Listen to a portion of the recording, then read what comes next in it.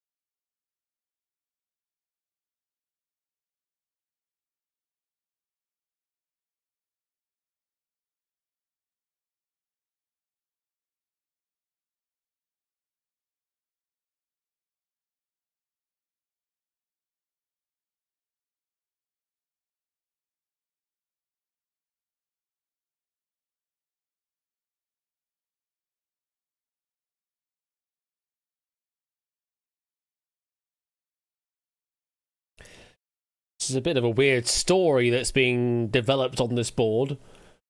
Belching quiz. Louder, Frake.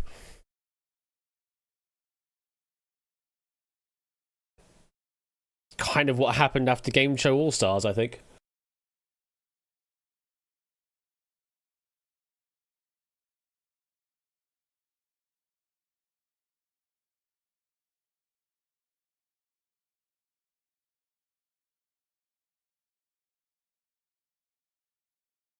Oh, sorry, that was me.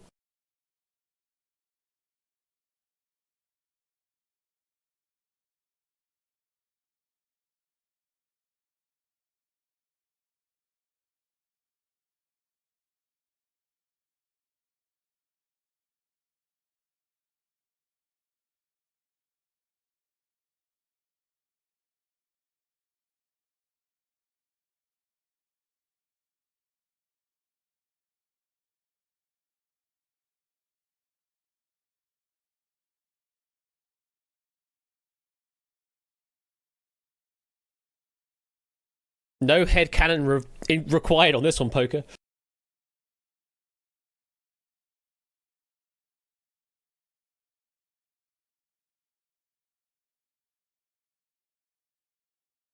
Okay, that's an interesting place for that S. Squiz.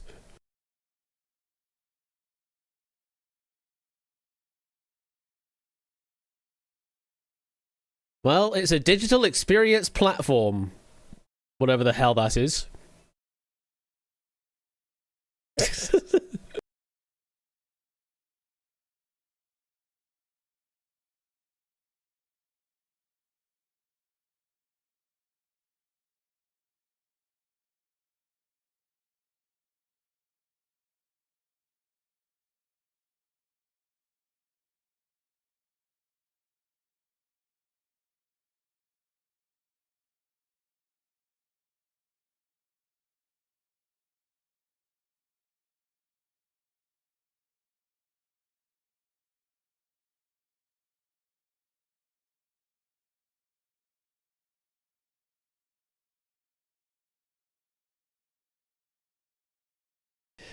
Yeah, it's the recording score. I'm presuming it's from a record and it's just been recorded a little hot, or the record itself is a bit dirty.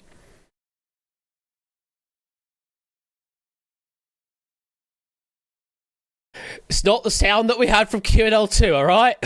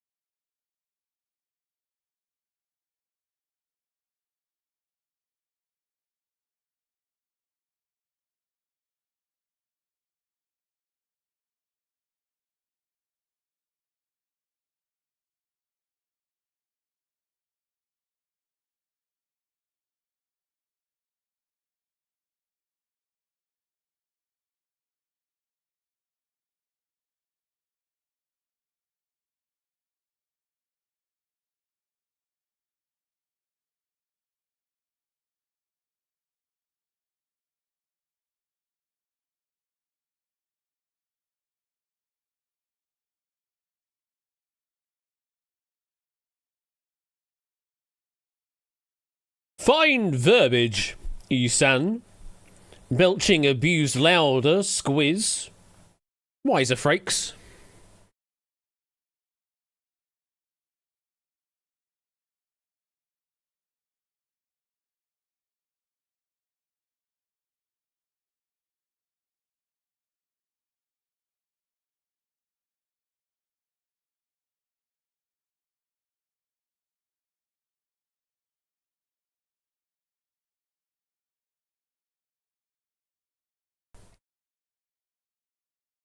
Have one more rack.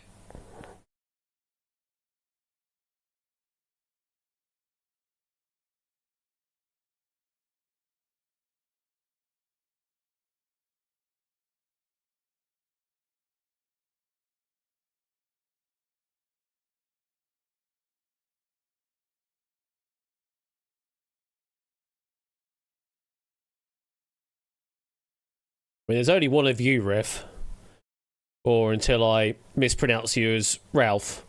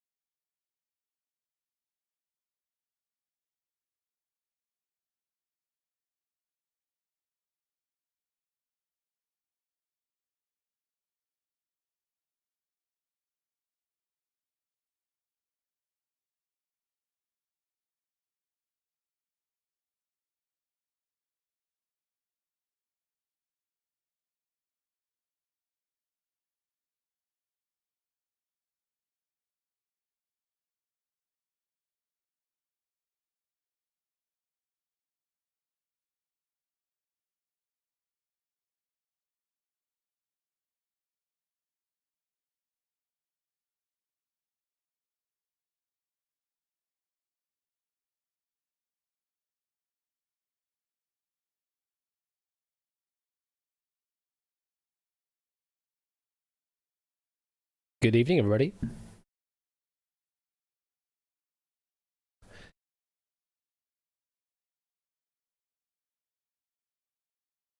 How are you doing?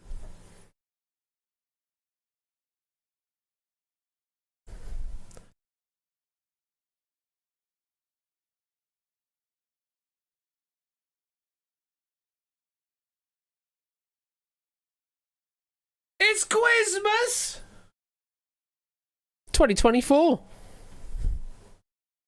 How are we doing, folks? Welcome on in this nice and cozy evening.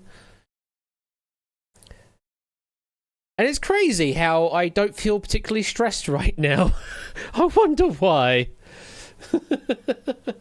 I wonder why. Hello there, Ben. Quizmas. Also, nice -1. Nice -1. Thank you for the 68-month resub. That didn't show on stream. That's disappointing. Is it because the downstream key is not keying? Probably because that's the case. We'll try that again in a moment. With Sunnycat. There we go. Now it's on stream. And they said it's supposed to be fun. Turning 21.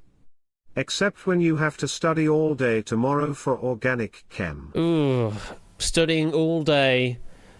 That is not going to be fun. Well, hopefully you can have a nice cozy drink with that and just get it done with, because, well, I mean, that was the feeling I had over the week leading into QNL 2.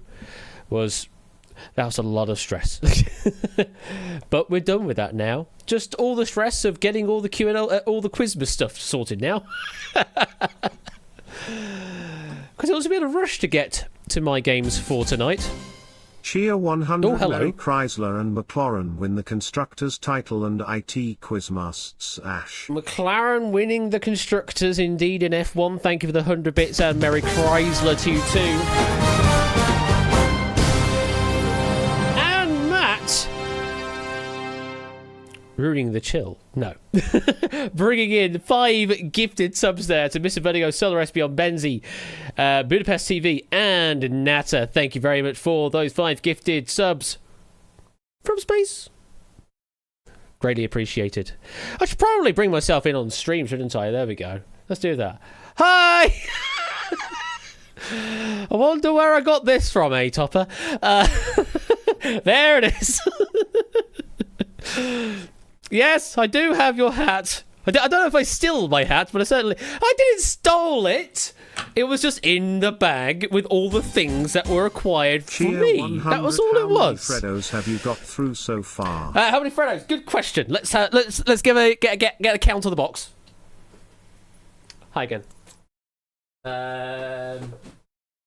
Yeah, here's the Freddos box, and I've gone through a few, but still got quite a lot of Freddos to go through still. Oh, there goes one. May have one later. So yeah, a few.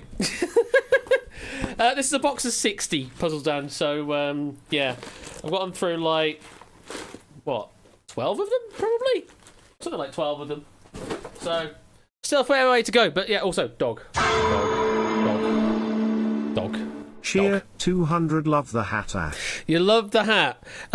That's all courtesy of Mr. Top One Gaming for the Top One Spelling Bee for one of the special rounds there. And yeah, apparently I've acquired this hat now, Topper.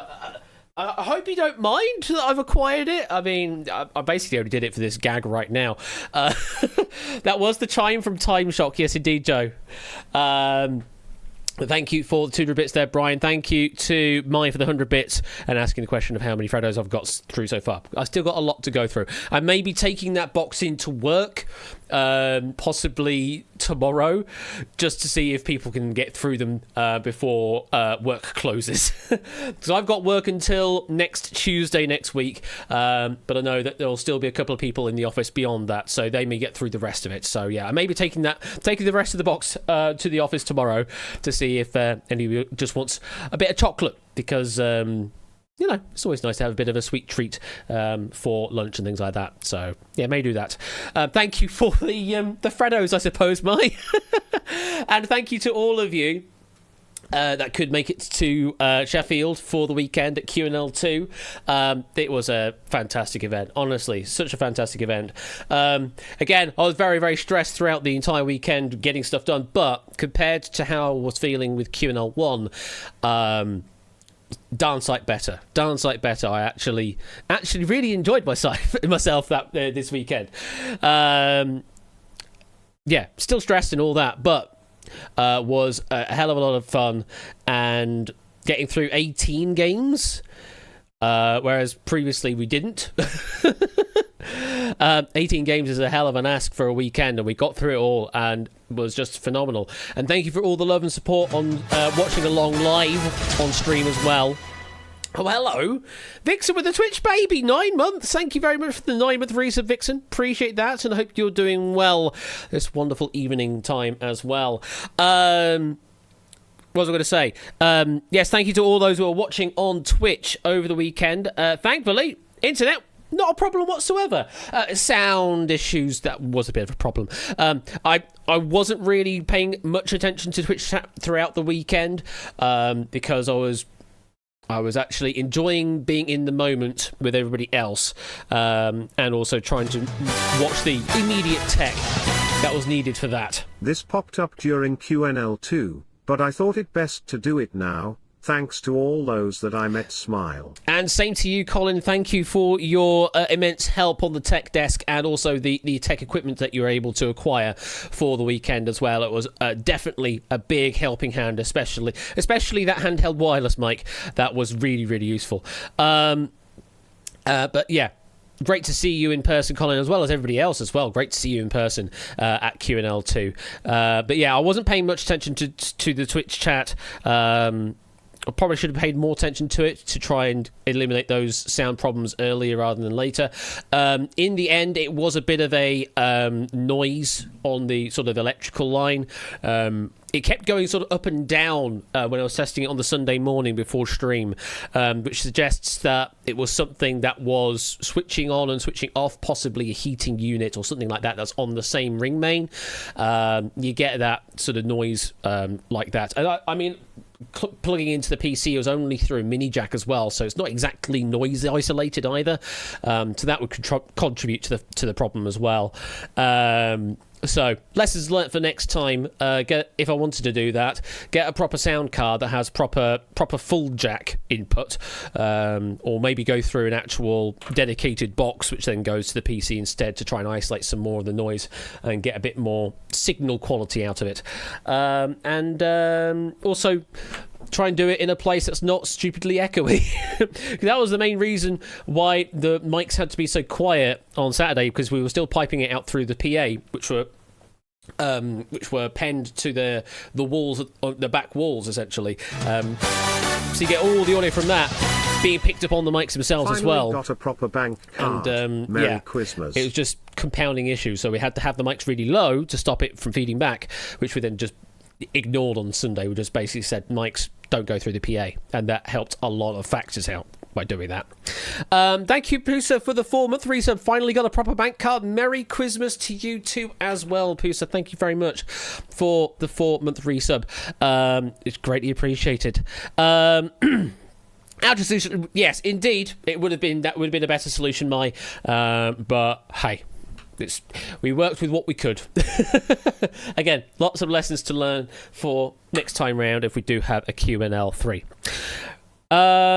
There's loads more I could talk about with QNL 2, and I may talk about that in lobbies and that later on, or on Friday stream or something like that. I'll find some time to talk about it, but I need to talk about what's happening with this Christmas calendar, because for tonight's stream, we've actually got 2 games of Christmas to deal with tonight.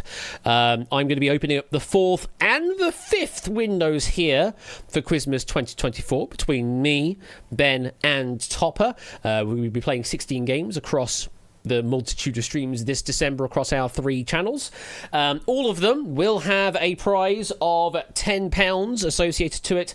That can be either paid out through Amazon gift card or Steam gift card, or through PayPal. Those are the 3 options available, but we have decided this year, for slight, for more balance, I guess, they all have the equal value for the top prize for each of the games. There may be small prizes hidden amongst them.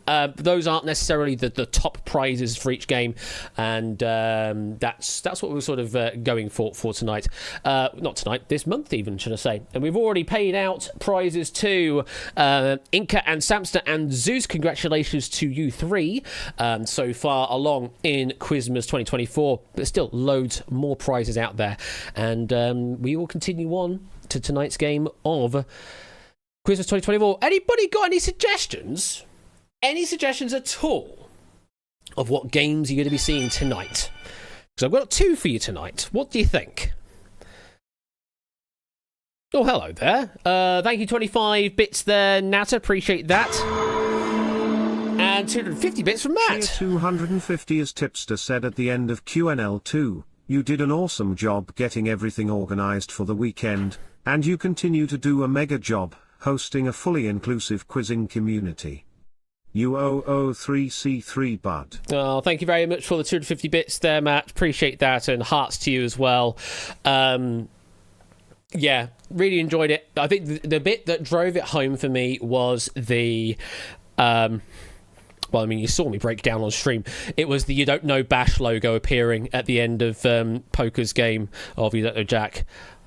That hit me in the feels, that did. That really hit me in the feels. And every time I watch that bit back, I mean, you can see me welling up already. I keep welling up about it, because it's such a subtle thing to do. It's like such a cute thing to do, though. Really, really took me by surprise. And with everybody doing the shout of You Don't Know Bash as well, which I didn't catch at that point, because we didn't really have much audio. But when I played it back on the VOD, I was like, oh god, everybody did that as well. Oh, that's really, really cute. That was a really, really, really cute game of You Don't Know Jack, if possibly not a bit long. It did go on a bit, but there's a reason why it went on for a bit. And I'm not going to spoil that fact for anyone that didn't watch the VOD, so I will let you watch the VOD back, so you can figure out why on earth it was indeed that long. Anyway, I need to catch up with your suggestions of what we are playing for tonight. We have got Let's see if anyone's got it. We've got a guess of Spin Star again. No, it's not mine, I'm afraid. Outright, good guess. Relativity, Breakaway. I do want to get Breakaway happening at some point. Is it going to happen during Quizmas? We'll wait and see. The Switch. That's an interesting suggestion. Redacted, also good suggestion. Match Game. Jesus Christ, I haven't brought that out in a while, have I? Maybe. Obligatory sarcastic guess of Saplace. I don't know if I've gone that far yet, Score. Unbeatable, interesting suggestion. Winning Lines, Avanti, the tournament. I'm going with all of the meme answers here. Winning Lines, Turnabout, Back at Last, Worms. I mean, we could play a game of Worms, but that only has so many slots, I'm afraid. Aventura Casa, or nothing. You see, you've got right hooked now, haven't you, Topper? It's a good game, isn't it? I will try and sort out a game of Aventura Casa at some point, or maybe it will feature on Christmas. The Enemy Within, 19 Keys. I do want to do an edition of 19 Keys at some point in the near future, Danny. I actually had that planned as an idea for Q&L this year, but it got sidelined for Waiting Game and Aventura Casa instead. So may still do 19 Keys in the near future. Red or Black, maybe. I don't think I've seen anybody actually suggest the one that is appearing tonight. No. If I do 19 Keys next time, you will fly over again. Well, that's an invitation, isn't it? Or maybe I just fly over to the States instead and do like a tour edition of Q&L. I don't know. That's an idea, isn't it? Q&L US. If that works. It's actually the Vault. Can you guess, says Ben. Well, I mean, you've got the sheet open, I think. But you can give me a guess if you want. Q&L on tour. It'd be a very, very expensive thing to do, Q&L on tour. It won't have nearly the same production quality, let's put it that way. You do, but you're AFK. Have I considered doing Shafted or Poker Face? Well, I did Poker Face at Q&L 1, Joe. And again, I've kind of wanted to bring that back at some point alongside Breakaway, but trying to put a mass multiplayer spin on it. I don't quite know how I'm going to do that yet, so we'll have to wait and see. Maybe in 2025 I can probably get Poker Face sorted for, but yeah, I don't think anybody's suggested it, I'm afraid. So I think it's time to reveal it, because well, we've got a lot of quiz to get through tonight. We've got 2 games, in fact. We demand Shafted. People are saying illegal words in chat. While you're doing that, let me open up door number 4. What have we got behind the 4th game of Quizmas? Let's find out.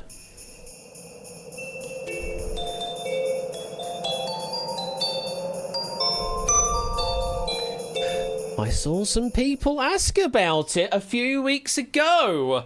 Yes, 15-1 is making a return tonight.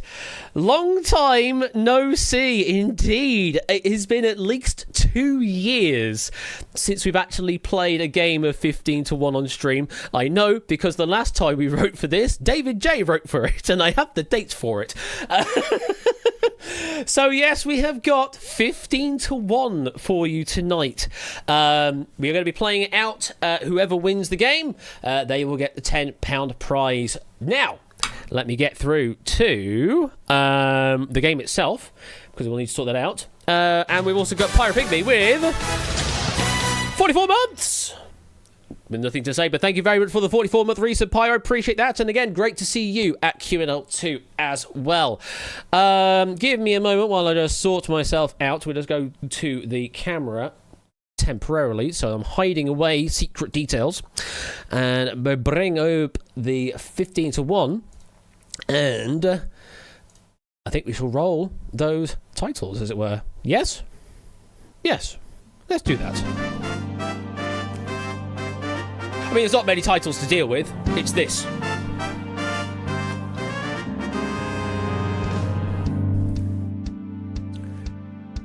Still the old music.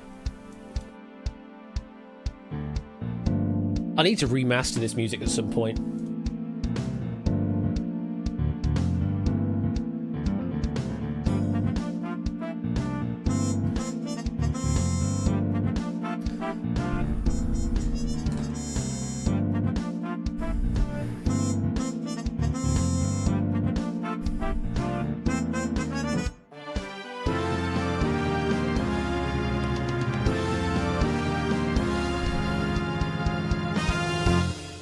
So, if you'd like to play 15 to 1 tonight, we're not playing in Twitch chat anymore, folks.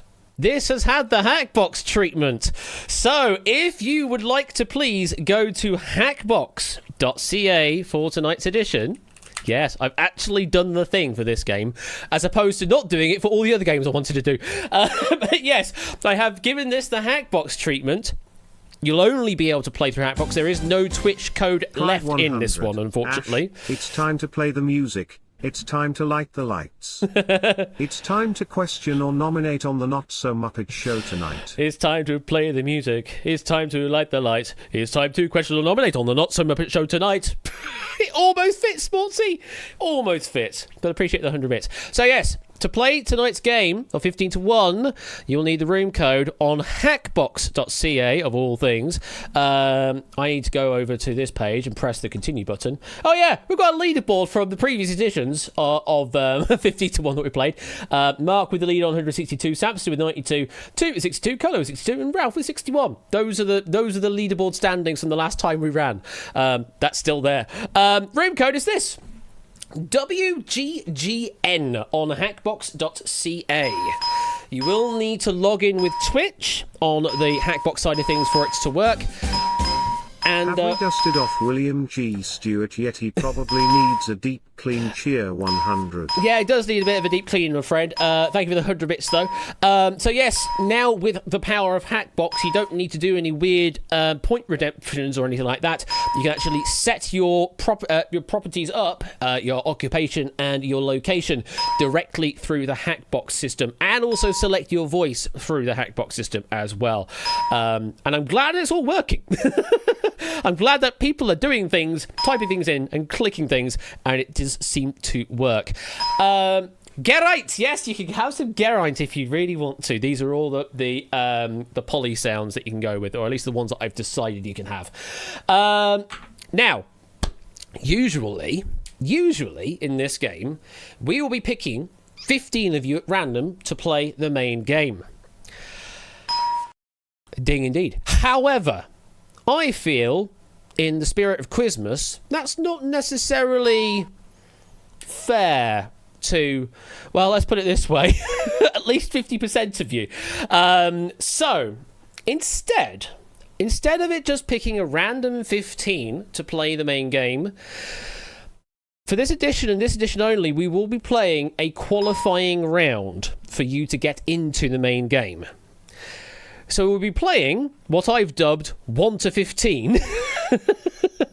And then we will play 15 to 1 afterwards. The qualifying round goes as follows. You will all be answering the questions by typing the answers on Hackbox. Whoever answers correctly first, so sort of like winning lines rules at this point, whoever correctly answers the question first will claim the podium that we are looking at that time. We rinse and repeat until all 15 podia are filled. So that's essentially how it goes. So we'll go from podium 1 through to podium 15, filling you all up, and then we'll play 15 to 1 out properly after that. So it gives you all... Twitch 15 to 1, eh? Very much so, thank you for the 55 months. Basically gives you all an equal chance of getting through into the main game, rather than it being just... I mean, an equal chance is still from random roll, but it gives you all a chance to get through to the main game on merit, rather than just being poo-pooed by the RNG gods, essentially. Doesn't mean you have to be fast with your answer, but as long as you are the first person with the correct answer on the question, that's what matters. Typing speed tested at possibly topper, though the questions that I've selected for the opening round, you don't need to type too many things, and it still has a bit of leeway on the accepts. By the way, the writer of this pack, now that's an interesting question, isn't it? The writer of this pack is 15 to 1, 2002 for 2002. Yes, the quiz book that they released in 2002, which has 2002 questions in for 2002. We are picking questions out of that and populating it for this game of 15 to 1. Now, there are some questions in there that are definitely of its time, and I've decided not to pick those. And there are some questions in there that are very heavily skewed for the UK. I've kept like one or two of those around, but I have tried to finesse it a bit and pick questions out that a more international audience should be able to achieve. Data scraping insofar as doing a lot of data typing, Ben. I tried to do some OCR text matching of it from the PDF, but was not able to get that working in good time. So I did a lot of typing, which meant basically typed up 200 questions for tonight's edition of 15 to 1. So yeah, that's essentially what we've got for tonight's game. Is we are playing strictly 15 to 1 with 15 to 1 style questions from the 15 to 1 2002 for 2002 question book. But we'll start with 1 through 15, then 15 to 1. It's not complicated at all. So yeah, I'm hoping it all makes sense, folks. Alongside the regular answers, I have added some acceptable answers as well. If your answer feels like it should be acceptable but does not get accepted, I do apologise. I'm not going to be able to do anything about it. I've just got a very simple, flat accept rule in this game. If it's on my list, good. If it's not on my list, it's not good. I'm not going to go through quibbling on every question, I'm afraid. I'll only do that with the player directly in front of me in the main rounds through 1, 2 and 3. If they've got a potentially quibbly answer, I can do that for that one player and that one player only. That will not apply to everybody else. Outside of that, if you get through to the main round or main game or not, keep your Hackbox window open, because you can answer every single question and still get yourself some doots. Even if you're not the active player that's being asked for or anything like that, you can join in this game. You can even join this game late on WGGN, I believe, and you'll be able to just play the questions even if you don't want to get through to the main game, and you'll still get doots for correct answers. So there's still play along factor even if you don't get through. So it means you could be getting loads and loads of good questions to get through tonight. Right. I am very acutely aware of time because I know this game can go on a while. It is 26 past. Yeah, absolutely, Sodicat. If you get eliminated in the main game, you can also continue on, answer questions, and just play along for fun. Absolutely, you can do. So this is...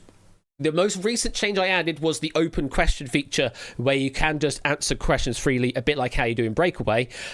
This one now takes it one step further, that you can just do that regardless of the main game state whatsoever. Everything should appear on your Hackbox device. Question will appear, and then the answer box will appear underneath. That's about it. I think that's all we need to talk about. We are now off the screen. We are now off the screen. I can see there's somebody down there. I believe it's Danny Gambit is currently off the screen, but that's fine because we don't need you on the screen. Because we're going to start this game proper now, I think. This is your last opportunity to set your profiles up, by the way. Once you see the first question come up, you will not be able to make any further changes to your current profile situation. So if you want to do any funny ha-ha stuff, now is the time to do it.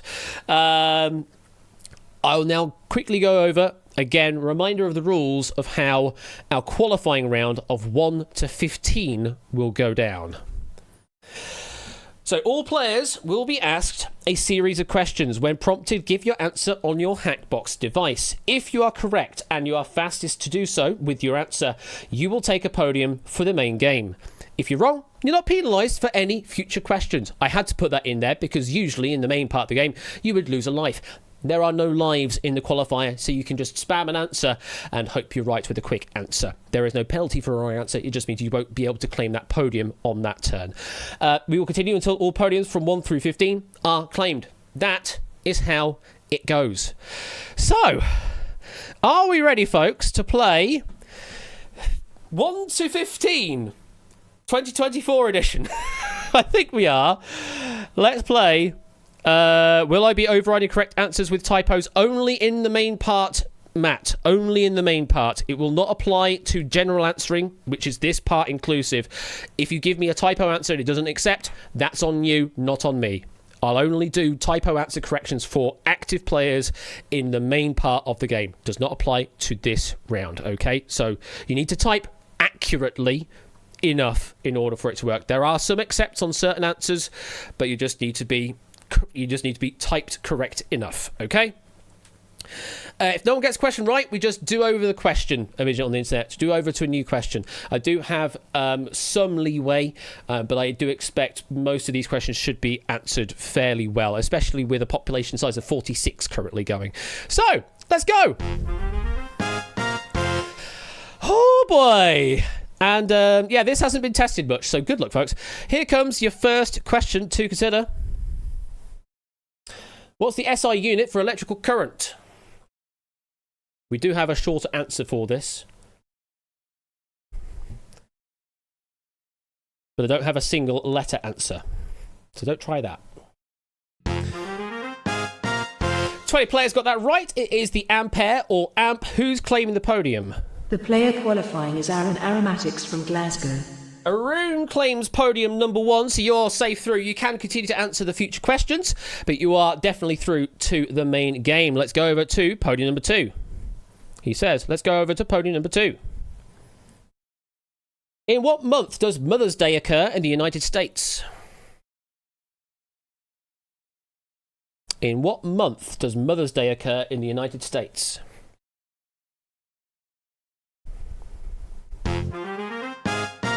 $18 got that right. We were looking for May. Who's claiming the podium? The player qualifying is Solar_Espion from Recruiting City. Solar Espion claims podium number 2. Welcome to the game. Okay, the message doesn't work. It says welcome to the game, but doesn't say who. But welcome, Solar Espion. You claim podium number 2. Let's move on to podium number 3. Complete the saying, a blank in time saves 9.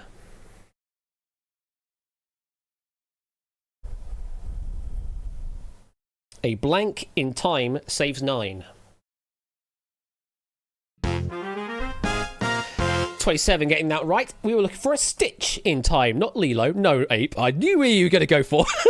It was a stitch in time. Who's claiming the podium? The player qualifying is Samster from Latitude 65.78570, Longitude -33.22821.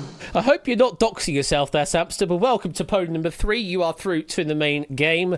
Let's continue. Podium number 4. In the UK, VAT is a form of taxation. What does the V stand for?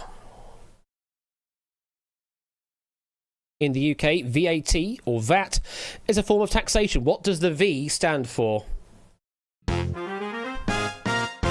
34 getting that right is value for value added tax. Who's claiming the podium? The player qualifying is now cut that out from Greendale Cemetery.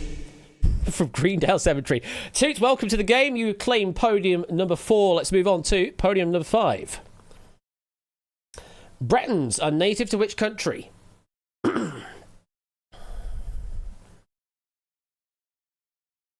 Bretons are native to which country? Thank you, Eurovision. 16 getting that right. It is France. I saw a few UKs in there and Britons, but no, France is the correct answer for the Breton. Who's claiming the podium? The player qualifying is Topper One Gaming from Beehive. Welcome, Topper One Gaming from the Beehive. You claim podium number 5. Let's move on to podium 6. The largest city in the state of Nevada is a world-famous gambling and entertainment center. Which city? The largest city in the state of Nevada is a world-famous gambling and entertainment center. Which city? Oh, good number getting that. 38 of 45 getting that right for Las Vegas, or just Vegas, or Paradise. You could have also said, I did add that as an alternate accept. Who claiming the podium? The player qualifying is Clive of Legend from the Venga Bus. Welcome from the Venga Bus there, Clive of Legend on podium number 6. Let's continue to podium 7. Which disease was commonly known as consumption? Yeah, this was a bit of a typing challenge, I will say.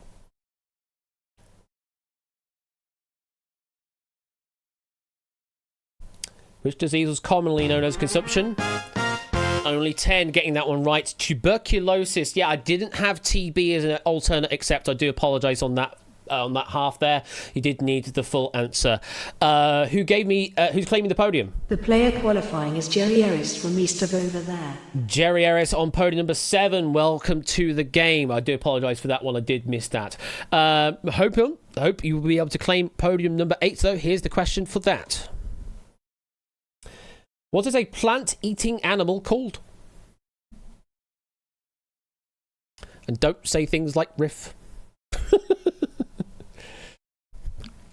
Or Jeff.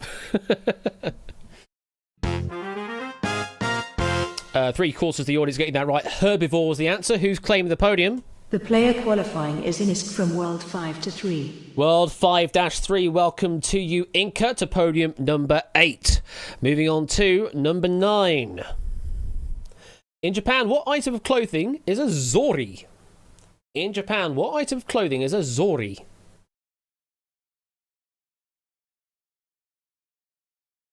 I'm suspecting not many will get this right. Yeah, not many getting that right. We're looking for a sandal or footwear, shoe, slipper, thong, sandals, shoes, slippers, or thongs. Any of those would have been accepted. Who's claiming the podium? The player qualifying is Well-like Shapes from West 3. From West 3, we like shapes on podium number 9. Welcome to the game. Let's continue on to podium number 10. The Barber of Seville and its sequel, The Marriage of Figaro, on which major operas are based, are works by which French playwright? I will say this is a difficult one.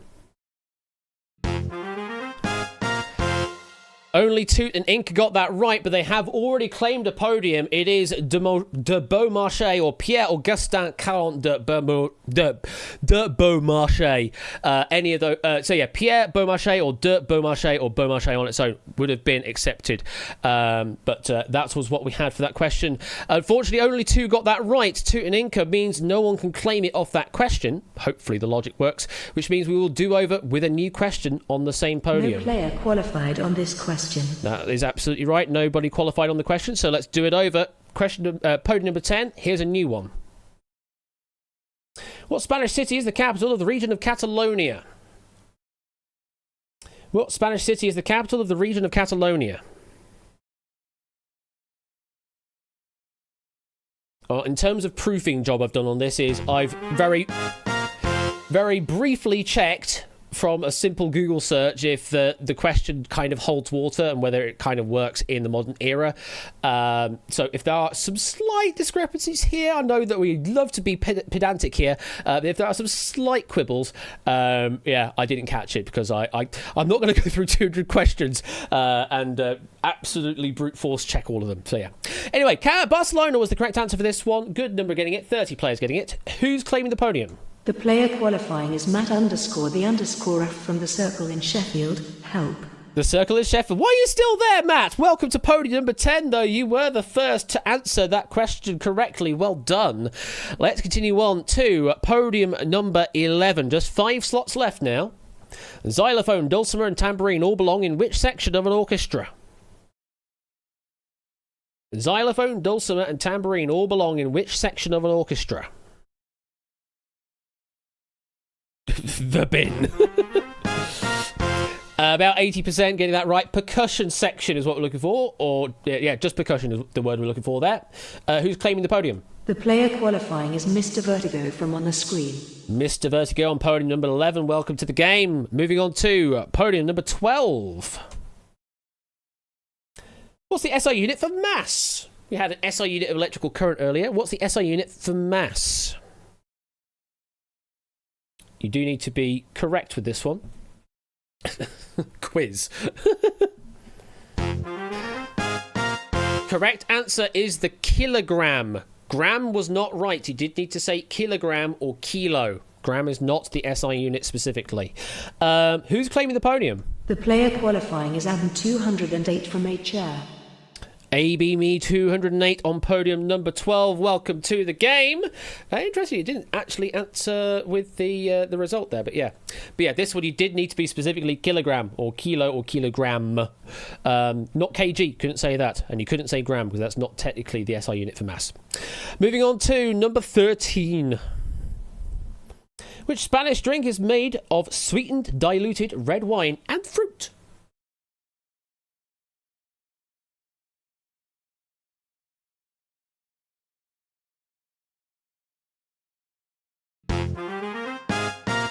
Anyone getting that right? We were looking for sangria. Who's claiming the podium? The player qualifying is Pop Ram and Comedy from Pittsburghshire. Pittsburghshire. Welcome, Pop, to the game on podium number 13. I hope you enjoyed your time over in the UK for QNL2 and other food-related activities. 2 podiums left to claim. Can you get in? Let's go over to podium number 14. If 2x plus 5 equals 3x plus 3, what is x?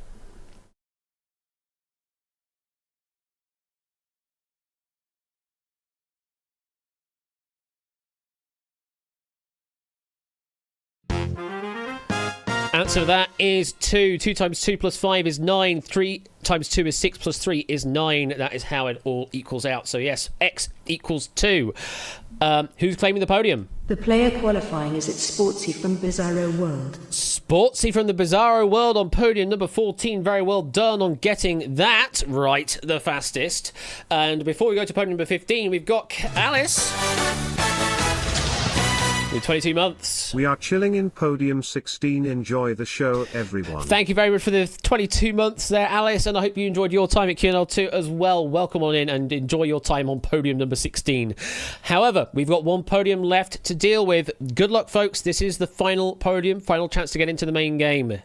The question coming up right now. Which chemical element has the symbol F? Rapid typing going on.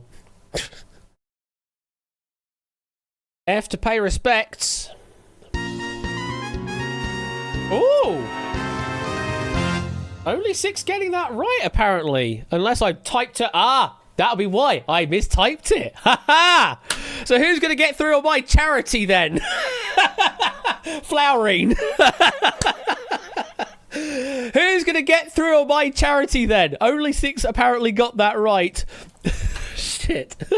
I thought I caught all the typos, but apparently I didn't. I do apologise for that. But who is getting through on my charity? Let's find out. The player qualifying is Oren Mastoral from Pennsylvania. Oren Mistarol claims podium number 15 on my charity, and just wrong enough to get through on Fluorine. Very well done there. So that is our 15 allocated for the main game of 15 to 1. If you did not get in, hard luck, but there are still other games of Quizmas later on, and also throughout this festive season. And of course, you can continue playing on Hackbox just to get yourself some free doots. Everything you get right will get yourself, I believe, 100 doots added to your total. So you may as well continue playing on anyway. So let's go through to round 1 proper, he says. There you go. Doesn't have the music, but yeah. Let's go on to round number 1 proper as William G. Stewart flies in. So, in the first round proper, in 50 to 1 proper, each player will get a question in turn, a total of 2 questions each. When you are prompted to do so, give your answer on your Hackbox device. If you are correct, your lives remain as they are. If you are wrong, you will lose a life. That is the general rule across this main game. However, in this 1 round only, if you get both of your personal questions wrong in this round, you will be eliminated. That is how this game works. Let's play 15 to 1. There we go. We go to podium number 1. So, Arun, we come to you for your first question. Taken from the Latin for elsewhere, what word is used in law for a provable assertion that the accused person was somewhere else when the crime was committed? Alibi is correct. Moving to Solar Espion, the name of which town in Mali has come to stand for any distance or outlandish place? Timbuktu Is correct. Moving to Samster, who was the first jockey in the world to ride 4,000 winners? Well, that's a question. Dettori. Oh, Frankie Dettori. Good guess, I guess. Sir Gordon Richards is what we had here, or just Richards. Yeah, I never heard of him either. No one got that right either. Moving on to podium number 4, 2. In which country did the samba originate? You really got unlucky there, Samster. Brazil. Brazil is correct. Topper. The colours on the national flag of the Republic of Ireland are orange, white, and what other colour? Orange, Green. comma, white, comma, and what other colour? Green is correct. Clive, what part of the body interests a Nose. rhinologist? Nose is correct. Jerry, in which town in Normandy is a major tourist attraction a 23-foot-long embroidery that dates from the 11th century? Wish I knew. Wish you knew. I think you do know. It's the Bayou Tapestry, I think is what we're going for there, the tapestry. Never mind. Hopefully you get your second question right. Moving on to Inca. Taking its name from the Latin for apple, which crystalline acid is Malic. found in unripe apples and other fruits? Malic. Malic acid is correct. Next, Shapes. A hematologist is a doctor who specialises in diseases of what? Blood. Blood is correct. Matt. Of what is a hopper's foot a unit of measurement? I've never heard of this, but apparently it was in the 2002 book. Length. I mean, it is of length, but it's specifically a length of wood is what we're looking for here, is wood. You lose a life, but hopefully you'll get your second question right. Moving on to Mr. Vertigo. Rioja is a wine produced in which European country? Rioja. Spain. Spain is correct. AB Me. How many heads has the mythical dog Cerberus? 3. You say 3, I say 3. You're correct. Moving on to Pop, whose engravings inspired Stravinsky's opera The Rake's Progress? E.A. Nasir. E.A. Nazir. I've got it here as Hogarth and only Hogarth, so I'm afraid that is going to be losing a life. I know. Moving on to Sportsy. If a dog is a canine, what's a pig? If a dog is a canine, what is a pig? Porcine. Porcine is correct. And podium 15, Oren. Which English Premiership club plays its home fixtures at Anfield? No idea. No idea. Hard luck there. We're looking for Liverpool. Okay, the end of the first pass. Samster, Jerry, Matt, Pop, and Oren, you're going to watch out if you get your next question wrong. Unfortunately, that will be the end of your game. Though, of course, you can continue to answer on Hackbox. Let's go back down the line. Arun, back to you for the podium number 1. Your question. The early epic films Intolerance and The Birth of a Nation were directed by which American filmmaker?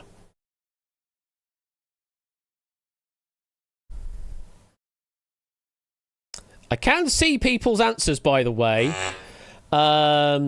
David Walk Griffith. Inca getting that right. Bloody hell, Inca. Well done to you. But David Walk Griffith was the answer. You lose a life, but you're through to the next round. SB. The Terra Nova ship carried whose Antarctic expedition in 1910? Let me move this stream deck. McMurdo, you say. I have it as Robert Falcon Scott, I'm afraid. Lose a life, but you're through to the next round. Samster. Which acid with the formula HCOOH occurs naturally in ants? You say formic, I say formic acid or methanoic acid. You're through to the next round. Toot. From where did the first regular British television broadcast start transmission in London Alexandra in 1936? Ali Pally or Alexandra Palace? Absolutely fine. Topper.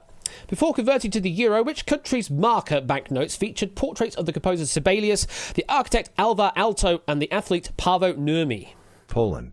You say Poland. No, it's Finland. Yeah, I had to add before converting to the euro because at the time of writing in the 2002 book, they still were using the marker. They changed that very year. Yes, through to the next round, though, Topper. Next, Clive, the holder of which cabinet post is responsible for advising the Crown on the appointments of senior judges?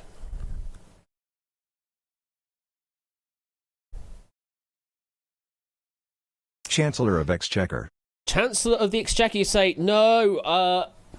Actually, Ben, can you just verify for me on this one because I actually don't know that well on the politics. I believe they're different. I believe Lord Chancellor is not the same as Chancellor of the Exchequer. Just want to make sure.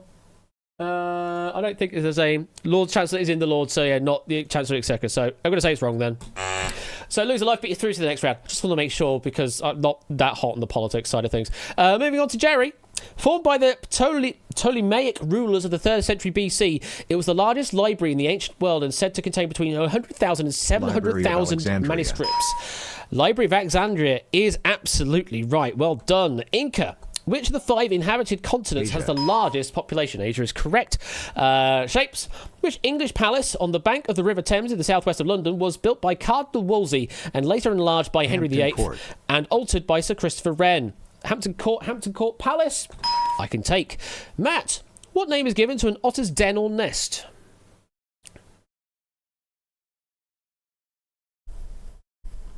Good night, everyone. Good night, everyone, says Matt. We're looking for a halt. Hard luck there. Only 3 getting that right. Our first elimination. Hard luck there, Matt. Thank you very much for playing. Mr. Vertigo, which stretch of water connects the Mediterranean Sea and the Atlantic Ocean?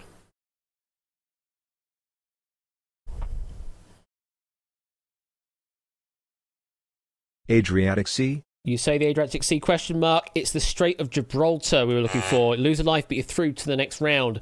A.B. Me, Norman Foster, Richard Seifert, and Richard Rogers are famous names in which profession? Science. You say science, a bit too broad, I'm afraid. Architecture is looking for. You lose a life, but you're through to the next round. Pop, which is the chief investigating branch of the US Department of Justice called? What is the... Ashley, Jesus Christ. FBI. I spy for the FBI or the Federal Bureau of Investigation. I'll give you FBI. That's good enough for me. Sportsy, the Golden Bear in Berlin, the Golden Shell in San Sebastian, and the Golden Lion in Venice are major awards given in which area of the arts? Poverty? Poetry, no. Film or cinema is what we're looking for there. Lose a life, but you're through to the next round. Oren, what does the term guerrilla warfare mean literally?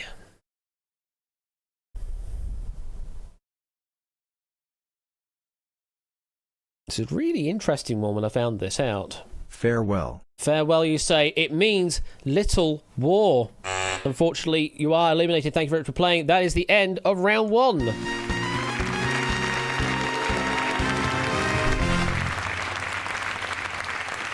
So that's the end of round number 1. Voiceover, what's the sitch? 2 down, 13 to go. And those eliminated are Matt _ the ref and Doran Mistoro. Of the remaining 13 contestants, 3 still have their 3 lives intact. Okay, so 2 down, 13 to go with 3 players still with all 3 in their hand. Let's go on to round number 2 where it gets very, very brutal indeed. We will start with the first live podium from the left, which I do believe is Arun. Questions will go down the line until someone has given me a right answer. On a right answer, you then get to nominate a player to receive the next question. On Hackbox, you should be able to just click a podium from the list available. It will only show you the list of ones that you should be able to select. A wrong answer will lose a life, as usual, and previous player will then get to nominate again in that situation. Lose all your remaining lives, you are eliminated. We keep going until just 3 players are left standing. Again, sort of house rule, don't back nominate or re-nominate the same player. I haven't enforced that logic in the podium selection yet, so it's kind of on you to kind of track that. But yeah, try and give everyone a fair chance at answering some questions. That's essentially what we're trying to do. Okay, 30 left standing. Let's move on into round number 2. Arun, you get the first question. In which European capital city is Oscar Wilde buried? Paris. Paris is correct, so you get to nominate a podium. Nominate podium 13. Pop, when George W. Bush was sworn in as president, he and his father became the second father and son to be US presidents. What's the surname of the first father and son to achieve that distinction? Adams. You say Adams for John and John Quincy. I can take. Nominate a podium, please, Pop.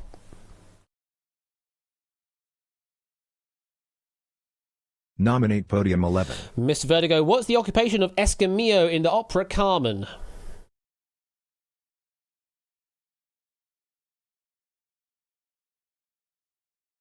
Singer. As singing, you say no. Bullfighter. You lose a life. Back to Pop. Another number, please. Nominate podium 14. Sportsy, what does camera stand for? I do apologise for this. This is UK Con.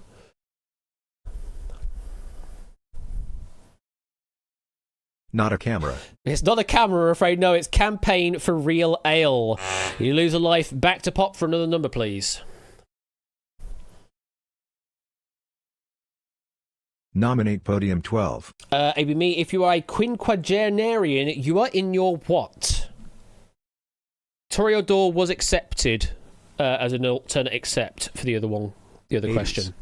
You say in your 80s, no, 50s. Quinqua is your 50s. 50 through 59. You lose a life. Pop, we're back to you for another number.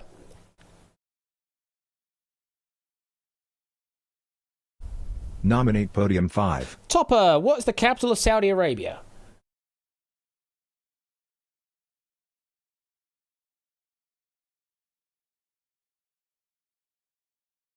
Medina. Medina, no, I've got it as Riyadh. You lose a life. Back to Pop for another number, please.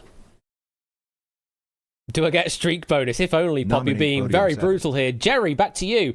In which Shakespearean play does the eponymous character smother his wife? It says eponymous in the question. I don't know if that's going to be titular or not, but it's eponymous in the question.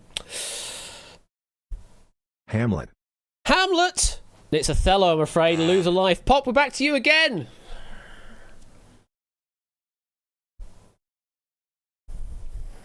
Nominate podium 6. Clive, with which household appliance is the businessman and inventor James Dyson chiefly associated? Vacuum cleaner. The vacuum cleaner is correct. We're over to you now. A number, please. Tax dodging. Nominate podium 9. Going to Shapes, Flushing Meadow, Roland Garros and Melbourne Park are all Grand Slam venues. In which sport? Wow, of all the people to pick for that one. Yes, you're right, it is tennis. Please pick a number.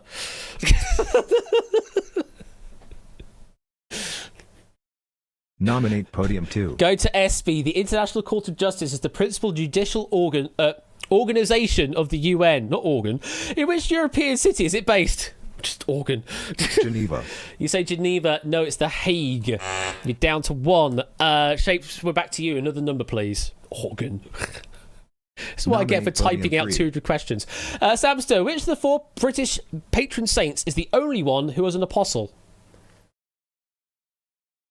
St. Andrew. St. Andrew, you say. St. Andrew, I can take. Samster, a number, please.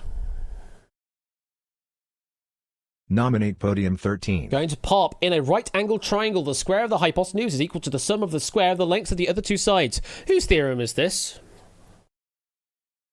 Pythagoras. Pythagoras is correct. A number, please, Pop.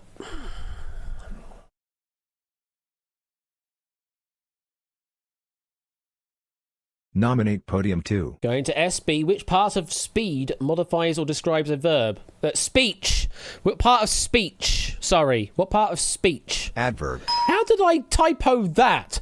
I don't know. But adverb is correct. Well done for parsing my typo. A number, please. Nominate podium 5. Topper. What name is commonly given to the red transparent variety of the mineral corundum? I got that right, though. Gotta go fastly. Apparently so. Ruby is correct. Topper, a number, please. Nominate podium 14. Sportsy. Lusaka is the capital city of which African country?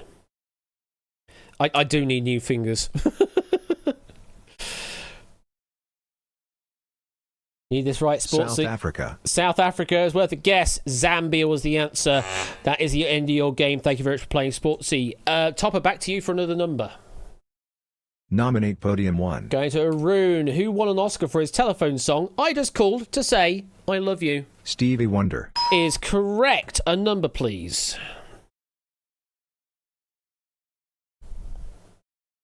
Arun loves film, very much so. Jerry, what letter links an SI unit of temperature and the chemical symbol for potassium? K. Okay, please pick a number. Nominate podium 8. Inca, what is the name of the range of hills in South Dakota near the town of Black Deadwood, Hills.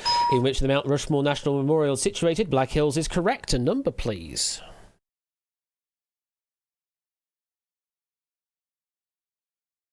Nominate podium 12. Me, the Crimean War was fought by Great Britain, France, Sardinia and Turkey against which country? Where am I up in the list so far? Russia. Russia is correct. A number, please. Oh, there we are. Okay, cool. Nominate podium 4. Trying to keep track of the questions we've used so far. Which British group had UK #1 singles in the 90s with Some Might Say, Oasis. Don't Look Back in Anger, and Do You Know What I Mean, and All Around the World? Oasis is correct. Toot, a number, please. Nominate podium 7. Jerry, what has the symbol P, is measured in watts, and is defined by the equation work done divided by time? Power. Power to you. A number, please. Nominate podium 3. Samster, which long-running BBC drama series, which started in 1986, is based in Holby City Hospital? Casualty. Casualty is correct. A number, please. Nominate podium 9. Going to Shapes, what word from the Latin for kidnapping refers to the dishonest passing off of someone else's work as your own? Plagiarism.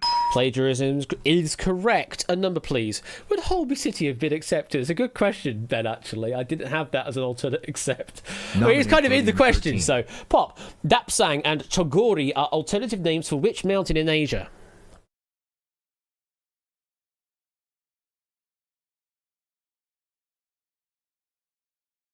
Himalayas. Himalayas. I saw a lot of Everests as well. No, it's K2. You're down to 1. Shapes, back to you. A number, please. Nominate podium 1. Arun, which sleuth created by Marguerite Allingham lived in a flat next to Boggle Street Police Station off Piccadilly? Marjorie Allingham. Never heard of them. This is some old content, clearly. Out of time. We're looking for Albert Campion, apparently. Or just Campion. You lose life. Shapes, back to you. Nominate podium 7. Jerry, in which branch of women's gymnastics do the competitors perform on the floor with a rope, a hoop, a ball, clubs, and a ribbon? How is that typed as valid? Artistic. Clubs. Modern rhythmic gymnastics. I don't think it is the it's the artistic swimming these days, isn't it? But it's not artistic gymnastics. I think it is called rhythmic. So I'm going to say that's wrong. And Jerry, that's the end of your game. Thank you very much for playing. Shapes, we're back to you. A number, please. Nominate podium 8. Inca. Jenny Jerome, 1854 to 1921, an American-born society hostess Churchill. and writer, was the mother of Winston Churchill. Is correct. Inca, please pick a number. You've still got 11 standing right now. Nominate podium 6. Clive, the name of which Chinese martial art consisting of sequences of very slow controlled movements translated into English as extreme limit or great ultimate. Tai Chi. Is correct. A number, please. Nominate podium 2. SB, which famous orchestral suite by Handel was commissioned to accompany a pyrotechnic display in Green Park to celebrate the peace treaty of Aix-la-Chapelle in 1749. That's a hell of a thing to read out. The Planets. The Planets. Good guess. No, music for the Royal Fireworks. There's a pyrotechnic display there. Outer Lives, thank you very much for playing. Back to Clive for a number, please. Nominate podium 12. A.B. Me, who is the creator of the Sharp series of historical novels? Johnson. Johnson. Bernard Cornwell we were looking for there. Lose a life. That is the end of your game. Thank you very much for playing. Clive, back to you Nominate again. podium 13. Going to Pop. In which former royal palace does the French Senate now sit? Versailles. Versailles. It's a good guess. It's Palais du Luxembourg we're looking for. Outer Lives, thank you very much for playing. Clive, we're back to you. Another Nominate number. podium 11. Going to Mr. Vertigo. Which gas is produced by the process of photosynthesis?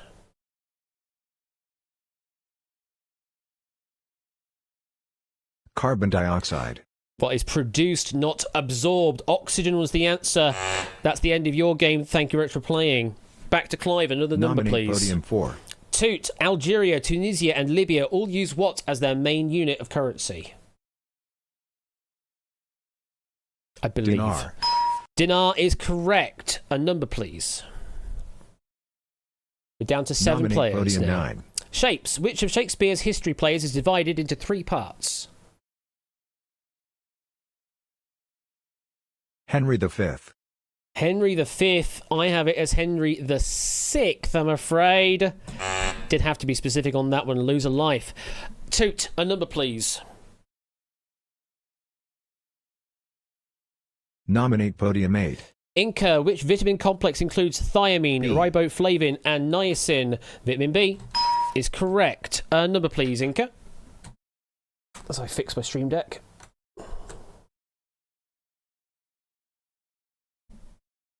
Nominate podium 3. Sapster, discovered in the 1730s, the name of which element is derived from the German for goblin and has the symbol CO. Probably just gold with the CO part. Yes, you're right. A number, please. Nominate podium 9. Going to Shapes again, the name of which mountain range comes from the Sanskrit for House of Snow. Himalaya. Himalayas is correct. A number, please. Turn the heater down. It's actually a little warm in here now. Nominate podium 4. Going to Toot. If someone is described as being stentorian, what sort of physical attribute do they possess? Loud voice. Is exactly what we've got on the card. A number, please. Nominate podium 3. Samster, the Brangwyn Hall, the Patty Pavilion, and the Dylan Thomas Theatre are all venues in which British city?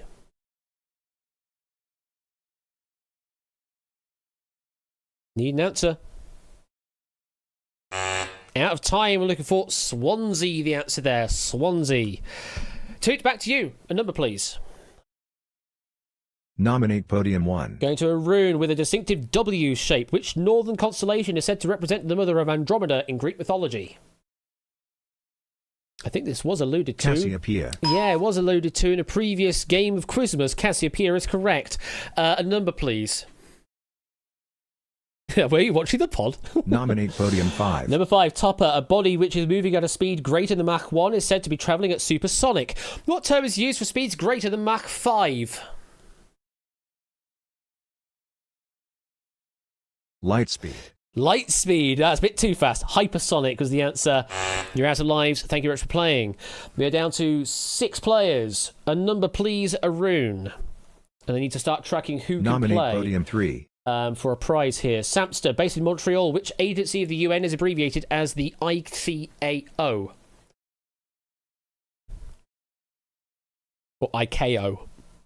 Yes, I know you've got to type it all out. I do apologise. International Cabinet Art Offices. International Cabinet Art Offices, no, it's the International Civil Aviation Organisation.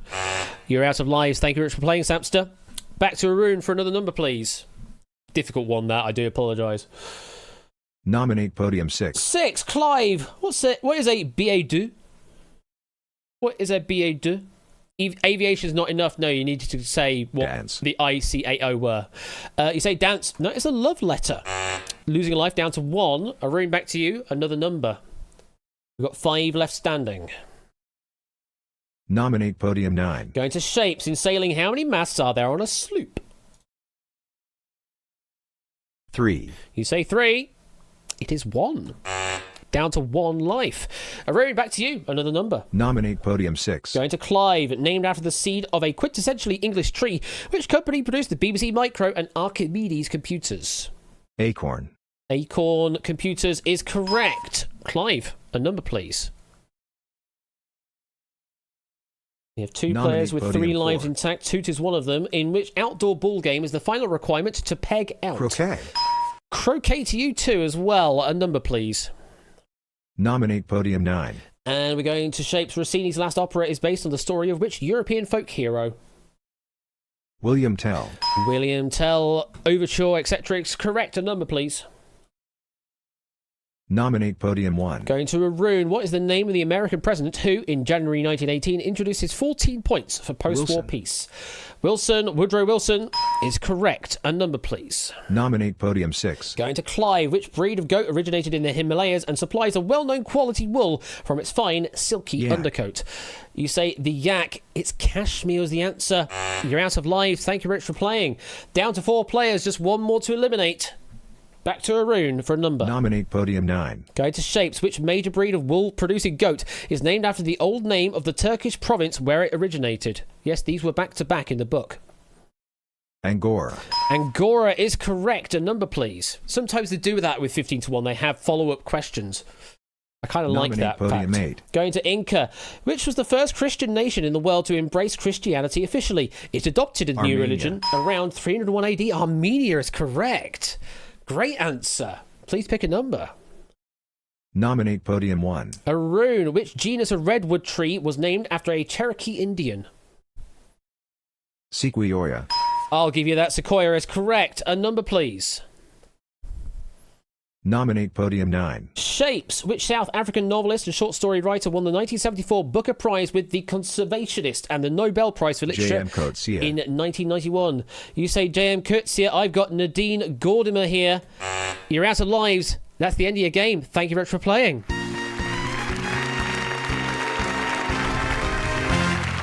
Wow! Wow, what a round that was. Now, what's the situation we've got? Because Inca has won a prize in Quizmas so far. The other two have not yet. So, Inky, you just sort of play for a bit of fun here, but the other two are still eligible, or illegible, however I want to pronounce it, are eligible to win a prize of Quizmas tonight. So, it's still all to play for in the final round. Let's go there now. The three surviving contestants in today's 15-1 final are Aaron Aromatics, a professional Glaswegian from Glasgow. Now cut that out, a spooky ghost from Greendale Cemetery. And Inisk, a shoe from World 5-3. Welcome to you all. Yes, 1, 3, and 3 because we carry over the lives they had in the main game and set those as the starting points for this final round. Let's go over the rules in full. There you go. I'm telling you exactly that. Each correct answer in this round is worth 10 points to their total. Wrong answers will lose a life. If you lose all your lives, then you are eliminated from the game. We will start on the buzzer, and you will have a buzz button to click on Hackbox. Note, there is not a keyboard shortcut, so you will need to click the button. I didn't get time to actually change the key bindings on that, so you must click the button to buzz in.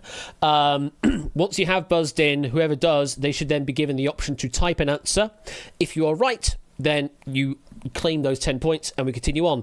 Once someone has given me 3 correct answers, the game goes ding, ding, ding, ding, ding, ding, ding, and then we go into question or nominate. The player active will get the option on their Hackbox device whether they want to take a question for themselves or whether they want to nominate one of the 2 other opponents. We keep going backwards and forwards like this until all the lives are exhausted or all 40 questions in this final round have been played out. The winner is either the sole surviving player or the player with the highest score. In the case of other tie breaks, I will pay out the prize Cheer equally. 100.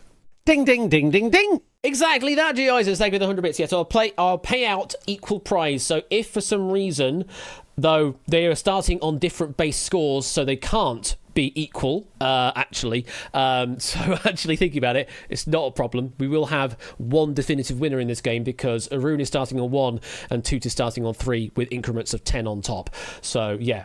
Only one of them can win in this game, thankfully. Right, okay, that all makes sense. Hope that all makes sense to all the games out there. And for those playing along in the audience, you just need to type an answer. You don't need to worry about the buzzes or anything like that. Just try and get your answer in as quickly as you can. Right, here we go. Let's play the final round. We get my question sheet up for the final round just in case I need it. And buzzers are active. Here comes your first question. The band leaders Art Blakely, Buddy Rich and Max Roach are most closely associated with which instrument? The drums is correct. Toot, you get 10 points. Next question. In 1960, Ken Irwin wrote in the Daily Mirror, "There is little reality in this new serial, which apparently we will have to suffer twice a week. The programme is doomed from the outset with its dreary Coronation signature Street. tune and grim scene of terraced houses." Which programme? Coronation Street is correct. Next question. Which famous mystery writer created a mystery by disappearing herself in 1926? Toot. Christie. As in Agatha? Yeah, Agatha Christie, we'll take that. Next. 3 types of sword are used for competition fencing. Epee is 1. Name one of the other 2. Foil. Foil or sabre, I will take. Next question. In which art museum can you see the Venus de Milo Inca? Louvre.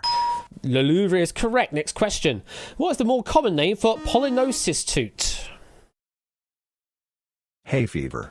Is correct, and you've got 3 questions right, so question or nominate? Question. Taking a question for yourself. Ingrid Bergman's last film role was that of a world leader. Golda Meir. She played Golda Meir. Question or nominate? Nominate Inisk. Going for Inca. On 6th of February 1971, where was a moon. golf ball hit for the first time? On the moon. The moon is correct. Question or nominate, Inca? Nominate Arun Aromatics. Arun, which classic aircraft designed by Tommy Sopwith got its name because of the hump over its gun Sopwith breeches? Camel. The Sopwith Camel is correct. Question or nominate? Question. It's a tight game, this. Taking a question for yourself. According to Greek mythology, on which mountain did the gods live? Olympus is correct. Question or nominate? Question. Taking a question for yourself. What was the name of Dick Turpin's horse? Black Bess. is correct. Question or nominate. Question. Another question. What was the name of the steam locomotive built by William Hedley in 1813? Mallard. The Mallard. It is not. It's the Puffing Billy. So, because you claimed that question yourself, nobody got that. No one was going to get that one, I'm afraid. Because you took the question for yourself but got it wrong, we will be going back on the buzzers to reclaim control. So, get ready on the buzzers, 3 players. Here's your next question. Which US singer made the LP Born in the USA, Arun? Springsteen. As in Bruce is correct. You regain control. Question or nominate. You have 2 lives now. Nominate Inisk. Going to Inca. Which breed of toy dog is named after the Mediterranean island where it is thought to have originated Maltese. about 2,800 years ago? Maltese is correct. Question or nominate. Nominate now cut hot out. Going to Toot. A 20th century US president shared a common surname with a British Prime Minister. Name either. Wilson. Wilson. You should go for the surname. Woodrow or Harold Wilson. I'll take the surname. It's fine. Question or nominate. Question. Taking a question for yourself. Ni is the chemical symbol for which metallic Nickel. element? Nickel is correct. Question or nominate. Question. Another question. Great Britain and which other country compete for the Whiteman Cup in tennis, first played in 1923? USA. The USA is correct. Question or nominate. Question. Another question.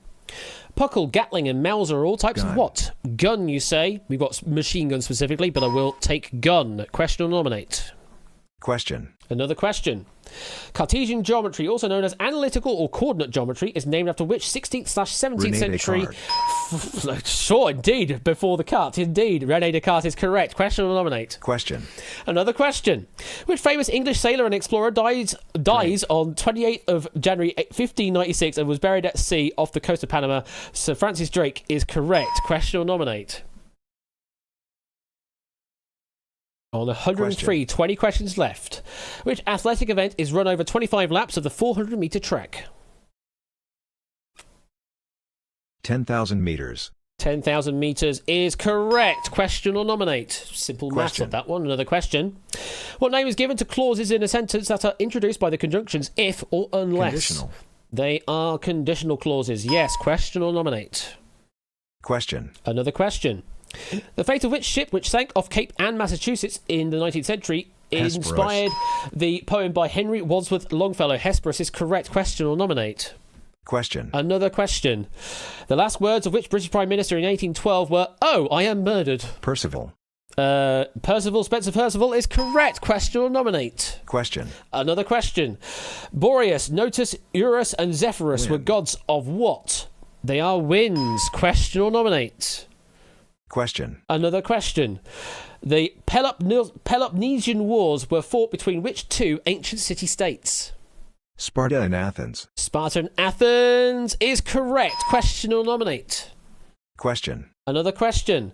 The term diaconate or diaconate refers Deacon. to which ecclesiastical post? Deacon is correct. Question or nominate. Question. Another question. Running away here. What is the capital city of the Canadian province of Nova Scotia, sharing its Halifax. name with a town in Yorkshire? Halifax is correct. Question or nominate.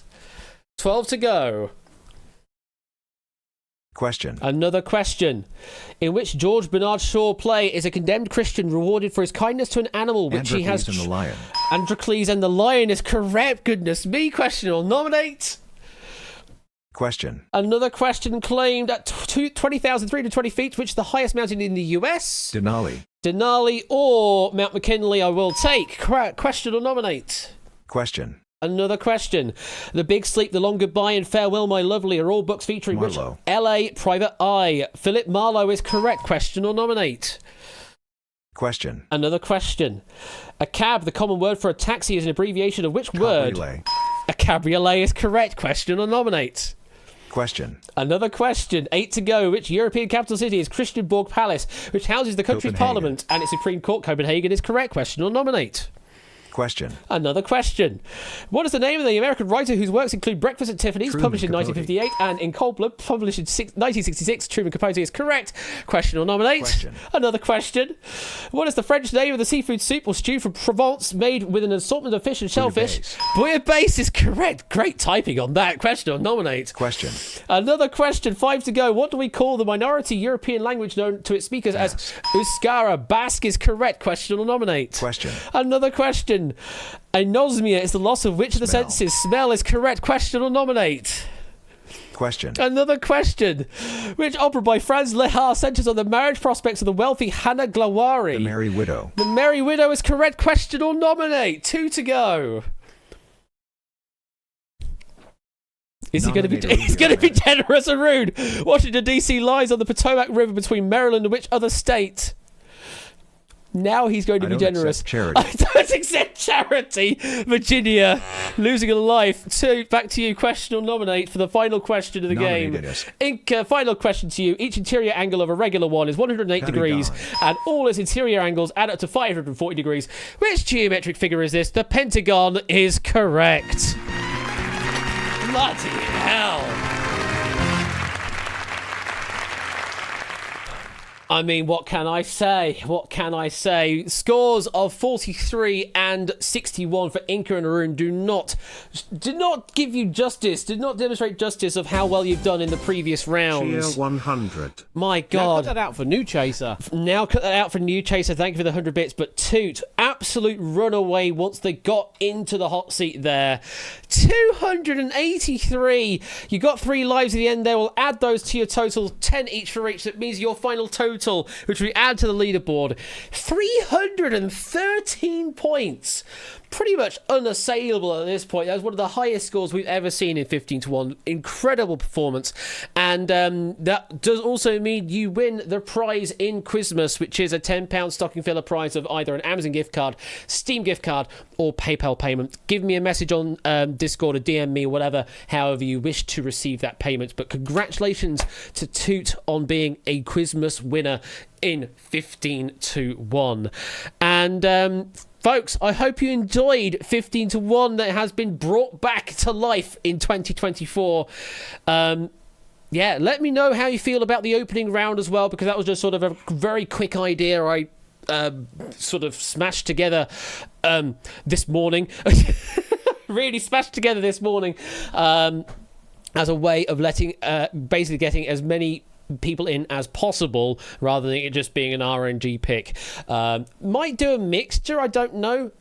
Maybe do like a 5 that have never played the game before plus 10 that need to qualify through regular means. I don't know, but that's definitely an option that I've got available. And yeah, the 1 to 15 qualifying round is just a new tool to the belt to add. I'll try to remember how that will work, Score. You'll have to remind me on that in Discord side of things. But honestly, great game there. And I hope you enjoyed Quizmas game number 4. And we're done in... Bloody hell, that's kind of the fastest edition of 15 to 1 I've ever done. We've done the entire quiz in less than an hour, and that's including a new round. That's never happened before. Amazing. It's a hell of a question burner, I will say that. But I do still have that 2002 questions book. There's still loads of questions I can source from that. Or if people really want to go for actually writing for this game, more than welcome to do so and open that up as an option. Now that we have a 15 to 1 on Hackbox as an availability. Right, I'm going to stop waffling. I'm going to get a little break because I need a break from all that question reading at breakneck pace. And in about 3 to 5 minutes time, let's say that, we will get on into Quizmas game number 5, which we don't know what it is yet. We haven't opened it up on the advent calendar yet, but we have another game of Quizmas coming up in just a few minutes time. I will see you on the other side of the ad break, I suppose. Don't go away.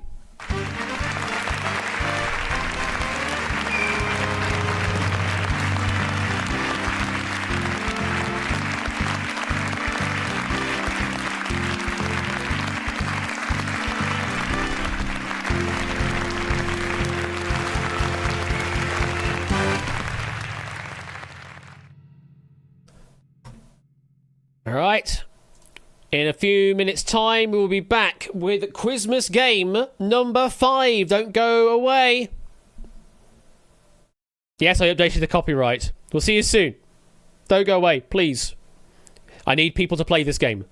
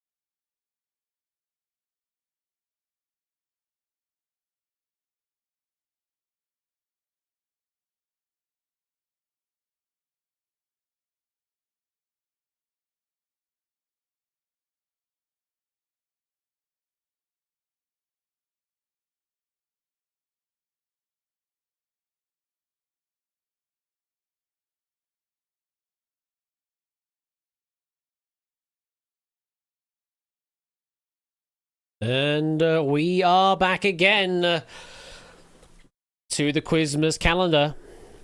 Secret Quiz 2 time. Yeah, no one got 15 to 1, did they? Not a single sausage predicted 15 to 1. Thinking that he had been relegated to the before times, but no, it has now been brought back. And we can come back once again for future editions of Quiz Night. It's a hell of a thing to write for. That's the problem. There seems to be a kind of theme with a lot of my games is they are a bastard to write for.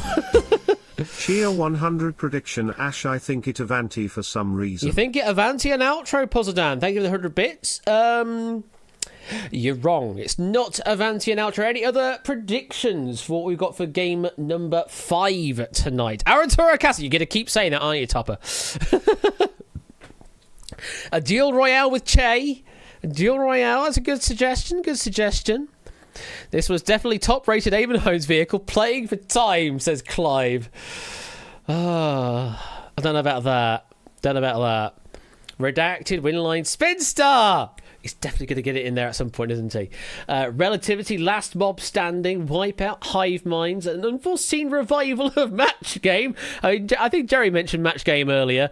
Yeah, I'm not entirely certain how that would work for a Quizmas game, but yeah, we'll see.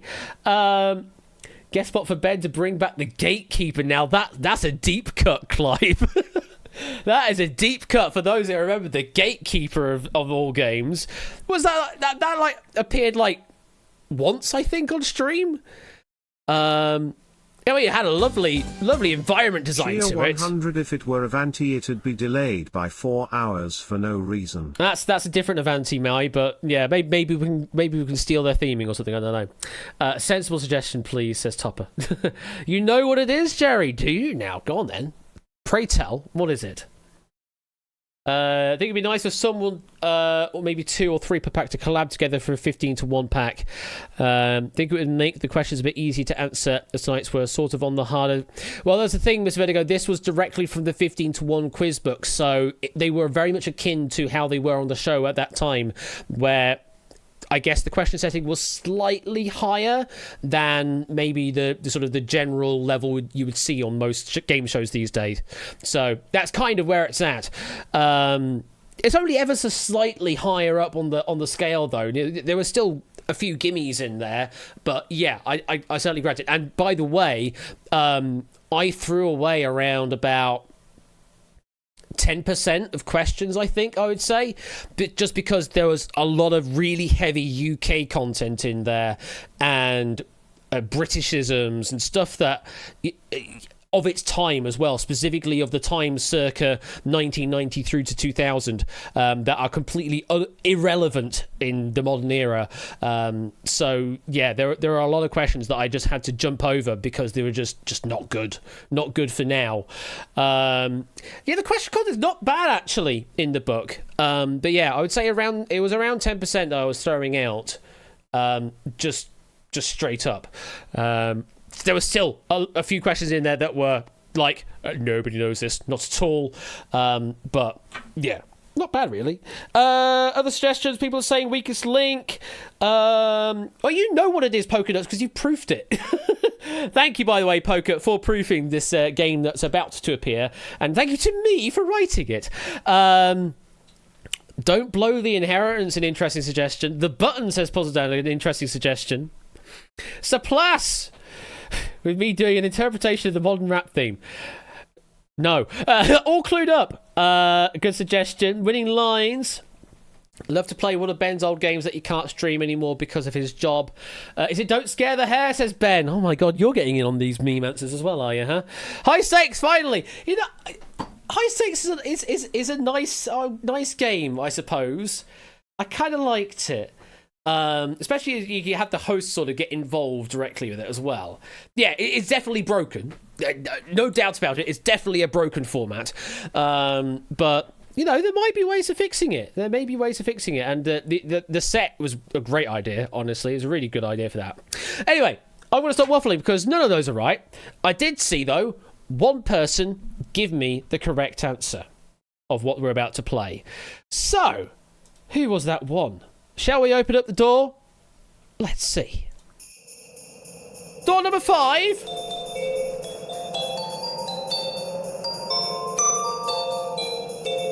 It is the bees. Bring on the bees. The top one spelling B, maybe no, but it is Hive Minds. That is what we're going to be playing for game number 5 of Christmas this year. Yes, Hive Minds. We're going to be very, very chill. So we're going to be continuing on with the lo-fi Christmas mix on YouTube while we play this game out. Give me a moment while I change over the game. 100, not the BS. Not the BS. Yes, indeed. Thank you for the 100 bits. And yes, this one you will be playing on Whispers. I have not updated this one to Hackbox. I didn't find the time to do this one. But eventually I will get around to doing it. So, let me make sure I have my game loaded up for this, because it would be a crying shame if we didn't play my content. Go to sequencing, make sure it is Quizmas Edition 2024. It is indeed. And I think we're all good to play. This will be the last game for today, though of course we will have a wheel spin at the end. But there's still plenty more other game content over the week as well, because we've got tomorrow Ben will be coming up with Quizmas game number 6. Then I'm back on Friday with Quizmas game number 7. I will be appending that with another game that's has been written ahead of time.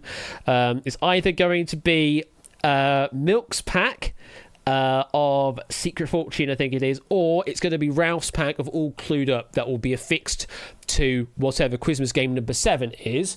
And then Ben will be back with Quizmas game number 8 on the Saturday stream. And then Topper will be with game number 9 on the Sunday stream of Quizmas. And then we'll be officially over halfway through the Quizmas of this year already. How's that happened? Right. Let's get on with game number 5 of Quizmas, though. Tonight is Hive Minds. If the game would like to load, please. Thank you. Thank you. Game?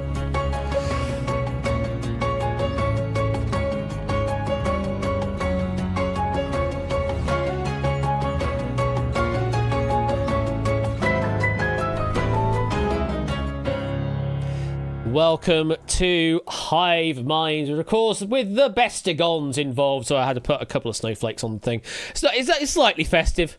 It's like, you know, it's like 5 minutes work. It's slightly festive. Okay, with me, not Fiona Bruce. Let's start off with round number 1. And put some chill lo-fi music on in the background. So, in round number 1, the Hive will populate with some letters in, and you will get a prompt that will appear at the top of the screen and will also appear in Twitch chat. You just need to find the answer that we're looking for that matches the prompt. Answer fast for maximum points. You can only give me one guess, and it must be typed absolutely correctly. Do be careful on your typing. Spelling definitely matters. Casing not so, but spelling definitely matters. And you will need to please whisper your answers to QuizBot3000. That is how we're going to be working with this game. Over time, we will be removing some of the letters that don't appear in the answer that we're looking for, just to make it a little easier for you to find. But the earlier you answer with the correct answer, the more points you get. And remember, letters can connect along any common edge, and they can read backwards as well. So if you're all ready, let's get on with your first Hive, your first prompt to consider. Let me take that music down ever so slightly. There we go. And your first one to consider is this. We're looking for the screen name of a YouTuber who started the charity fundraiser Thankmas. Reveal the Hive. So somewhere in here is the name of a YouTuber, screen name of a YouTuber specifically, who started the charity fundraiser Thankmas. One answer to find. Earlier answer, the more points you get. A maximum of 5, ticking down through to 1. Preferably answer to QuizBot3000 if you can, though we do have delete messages active on the public chat right now.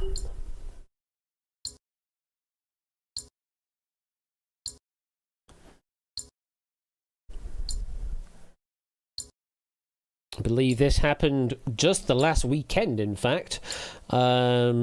raising over 3 million, I believe, for charity. At least over 3 million. I remember seeing a clip of it, at least. We're out of time. The correct answer we're looking for, make sure you get it typed correctly, though. Jacksepticeye, all one word, was the answer we were looking for. His real name, Sean William McLaughlin, but the screen name is Jacksepticeye.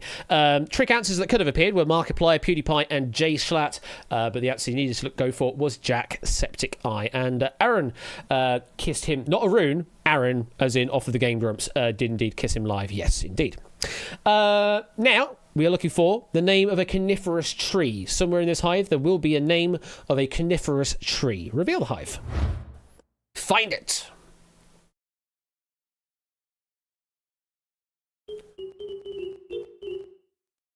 Can you find the name of the coniferous tree? I wonder.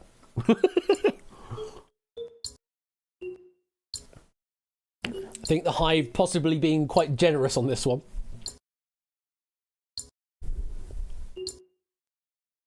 They're not all going to be this easy.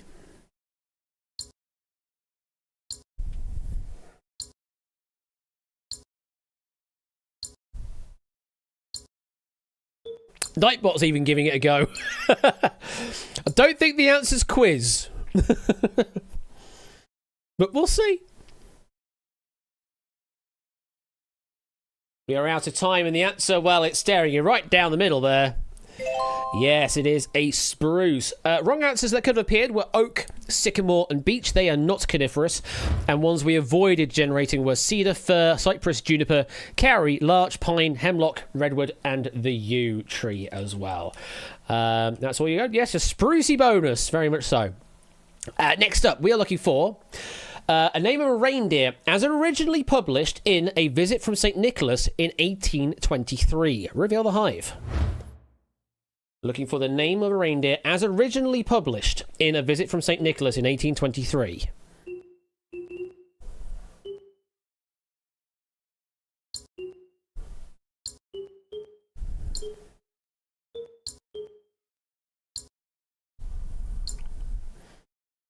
And I am being very specific with this prompt. As originally published in A Visit from St. Nicholas in 1823. I think a lot of people may have fallen for at least one of the two traps in this hive. It'd be interesting to see how many got this one exactly right.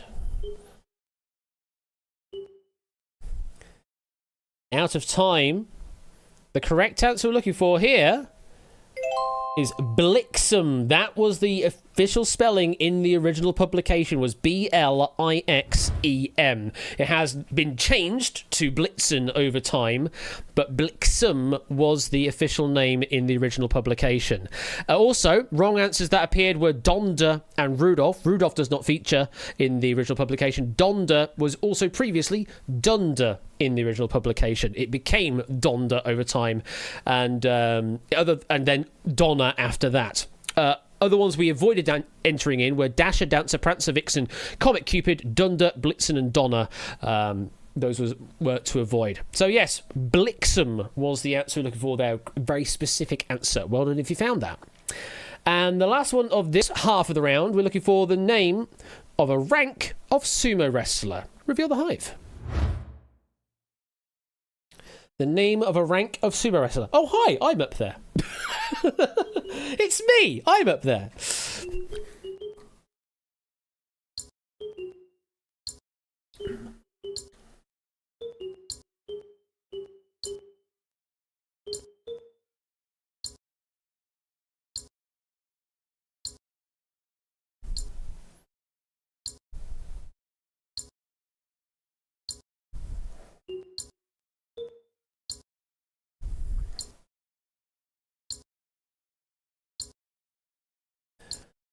Last few seconds to get your guess in, if you haven't already done so.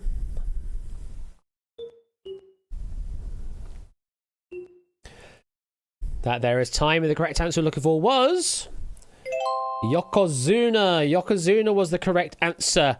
Only deliberately looking for Ozeki because I thought you'd be a sneaky bugger. Ah, fair enough. No, I did not have that. Wrong answers were Banzuki because that is the name of the list of sumo wrestlers rather than a particular rank. Basho, as hopefully we've learnt from a previous edition of Elimination, is the name of any given sumo tournament. And Mawashi is the loincloth that sumo wrestlers wear. We avoided adding in Makuchi, Makunuchi, Ozeki, Sekiwaki, Komusubi, Megashira, Juryo, Makishita, Sandame, Johnny Dan and John Okuchi. Those are other ranks of sumo wrestler, but we avoided generating those in the hive. At the end of the first half of this round, who's in the lead? It is Clive, clear leader on 18. Can they maintain that lead? Let's continue on to the second half of the round. So now we're going to be asking for a pair of answers that go together. You'll need to submit them. I'll again broadly say submit them as separate answers just to be careful, just to be safe. So don't try putting them all in one. It probably will work, but I can't remember. I haven't had a look at the code since. But send them as separate answers and you'll definitely be answering properly.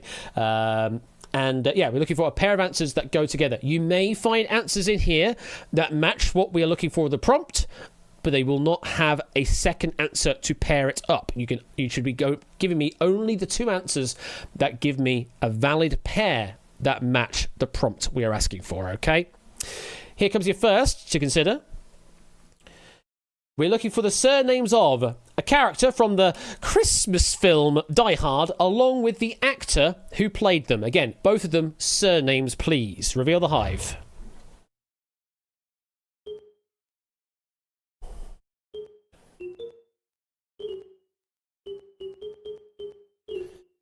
We're looking for surnames of a character from the Christmas film Die Hard, along with the actor who played that particular character.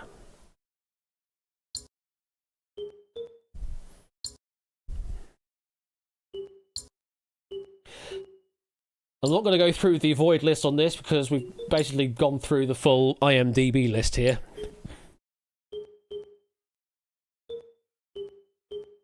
Welcome, Prey. That there is time. The two answers you were looking for were Gruber, Hans Gruber, along with Rickman. Yes, indeed. Alan Rickman played the role of Hans Gruber. Now, we did potentially generate in the grid McLean, Robinson and Powell, but there were no valid paired answers to go with them because, of course, Bruce Willis played the role of John McClane. McClane was in the hive, but no Willis to go with it. Okay, next up, we are looking for the name of a Winter Olympics host city along with its country. Reveal the hive. There is only one valid pair up here. The name of a Winter Olympics host city along with its country.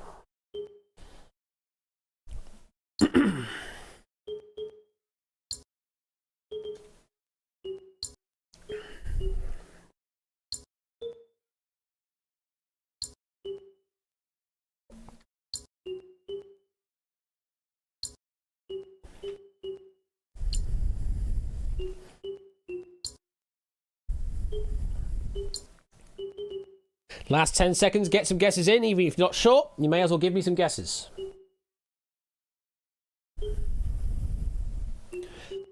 That is time. We were looking for Innsbruck, and that is located in Austria. Not many finding that one. Yes, Innsbruck in Austria. They were the hosts in 1964 and 1976 for the Winter Olympics of Austria.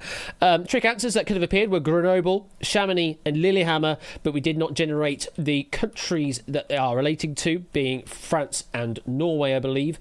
There was also, we had lots of other listed answers that didn't appear, like Sapporo for Japan, Oslo, Sarajevo, Bosnia, Herzegovina, Nagano, etc, etc, etc. I'm not going to go through them all because, well, it's a list. You should probably know them by now. Next, you're going to love me for this one. We're looking for the name of a number and its associated gift from the 12 Days of Christmas. We're just looking for the first word that follows on. Don't give me the verb at the end. You're just looking for the number and then the next word along. Reveal the hive.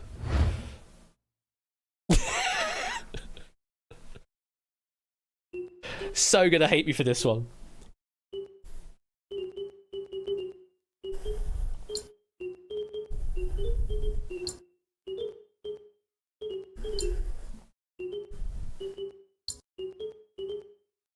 So although on the regular sheet you can only put 3 trick answers in, I may have put a few more in because there may have been space in the grid to do so.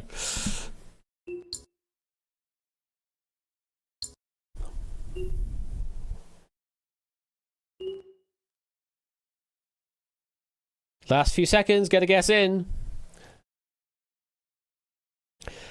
The 2 we're looking for were, of course, 7 swans. Most finding the swans, but a load missing on the 7 there. Yes, 7 swans are swimming. It was 6 geese that were laying, but there was no geese there. There were 8 maids a milking, and there were 9 ladies dancing.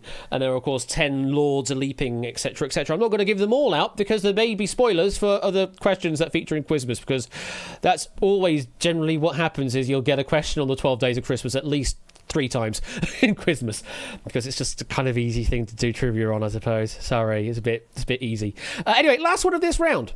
We're looking for the name of a classic alcoholic drink along with the spirit featured in its recipe. Reveal the hive.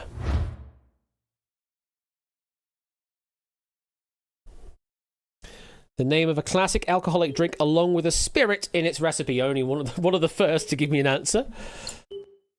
Quelle surprise.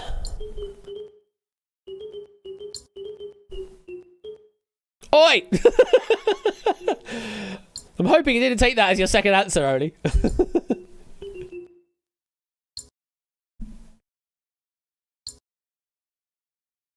Well, we'll see in a moment, I suppose.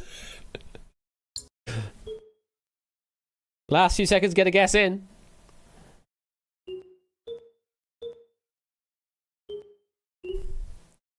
That's time. The 2 answers we're looking for were a daiquiri along with rum. It was a very short spirit, but it is there. It looks like myrrh, but yeah, read it backwards. It's rum. Daiquiri with rum. Other answers that were trick answers were martini, whiskey, and absinthe, but we did not include gin, vermouth, Manhattan, etc., etc., etc. Yeah, yes. The daiquiri main ingredients are, in their list, white rum, citrus, for example, lime juice, and sugar. That's your sort of standard daiquiri. So, daiquiri and rum were the 2 answers to find. Let's have a look at the current scores. Who's in the lead? Oh, with that, Oni takes the lead on 34. Clive is just 1 behind on 33. Let's continue on to round number 2, where we start tripling things up. Yeah, that myrrh, indeed, ABB. So, in this hive, you'll see 3 answers to give. There is now no bonus for giving me an answer quickly. However, we're not going to be removing any of the cells in the hive to make it easier. So, you just need to find the 3 answers that we are looking for that match the prompt we're asking for. Again, send them individually, whispers to Quizbot 3000. You get the drill at this point. Right, here comes your first triple to consider. We're looking for the names of events that occur in December. Reveal the hive.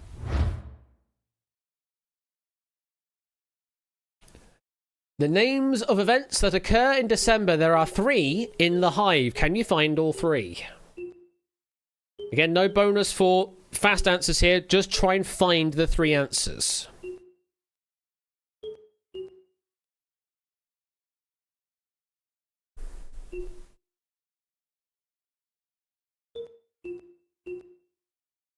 I'll give you one for free that isn't in the hive.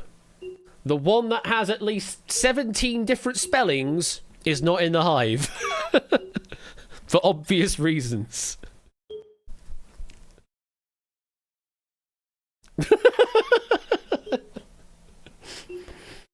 Yes, we had to put all of them on the avoid list to make sure it didn't generate it.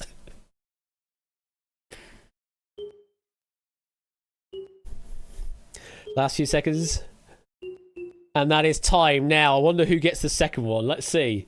Advent, most getting that one. This one? Yeah. Koninginnedag in the Netherlands there, Kingdom Day. And then Midsummer. Yes, those in the Southern Hemisphere would be celebrating Midsummer around the 21st of December. But yes, Koninkrieksdag. There you go, something like that. Yeah, Kingdom Day in the Netherlands. That occurs on the 15th of December. You put summer expecting a trick? Well, you needed midsummer for the official event name, I'm afraid. Summer is just a bit too broad a season, I'm afraid. Midsummer specific date is dependent on the dates of the December solstice. Anywhere between 20th and 23rd of December. Advent starts on the 4th Sunday before Christmas, which occurs on the 1st of December for this Cheer year. 100. Colin Kriegstag. There you go. Thank you very much, text-to-speech, for correcting me. 100 bits. Thank you very much for that.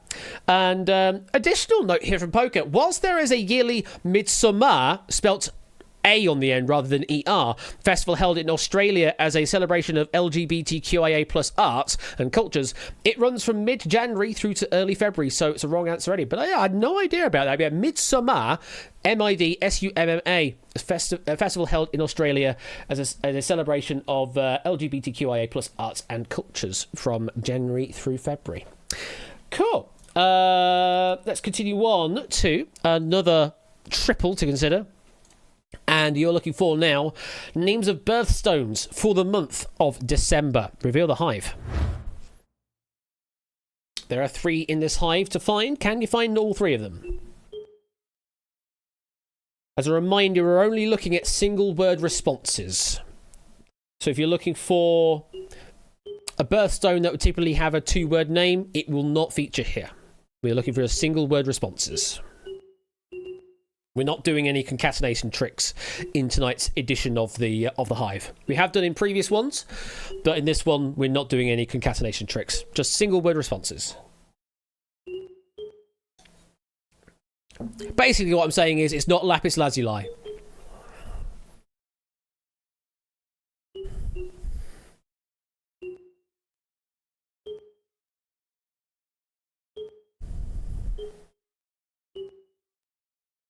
Last 10 seconds, give me some guesses. You've got 3 to use. Might as well make use of them all. You may be right. That there is time, and the 3 you were looking for were turquoise. Around half of you getting that.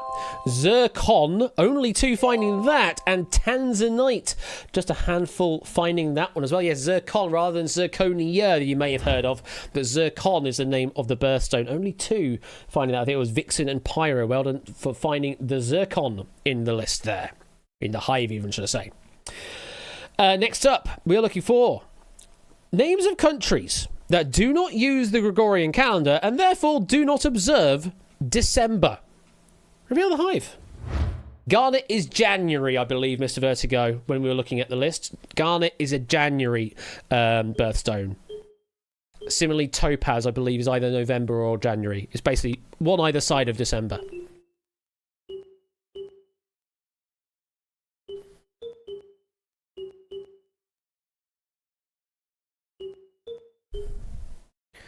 So yes, we are adding trick answers in here that are genuine trick answers and are genuinely wrong. More on that later.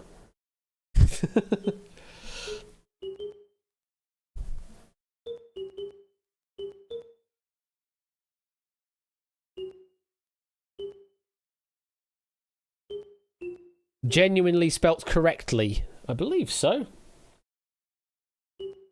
Don't believe we've got any typos in this pack right now. I did have some in the in the 15 to 1 earlier, which was hilarious. Now there is time. So the 3 countries we were looking for here were Iran, handful getting that. Ethiopia, just 5 finding that. And Nepal, just 4 finding that. Wow. Quite a difficult one there. Trick answers that could have appeared were Greece, China, and Ukraine. Greece changed over to the Gregorian calendar in 1923. China did so in 1912. And Ukraine did so in 1582. That's really, really old. Yeah. Those are the 3 that could have appeared that were trick answers. They do use the Gregorian calendar.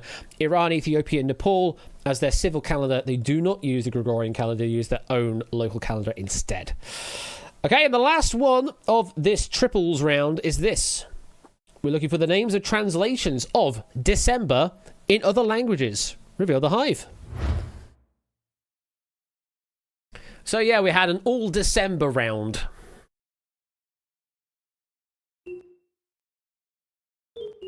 can you find the 3 other ways of saying December? No worries, Hex. Thank you very much for stopping by. And we'll catch you later. For those possibly thinking there aren't any accents up here, yeah, don't worry about that. I know that there may be a correct answer up here that technically speaking should have an accent over one of the characters. It would have made it quite obvious that it features as a correct answer if it did have that. So we decided not to. So use that as a hint, maybe. 10 seconds. Give me some guesses.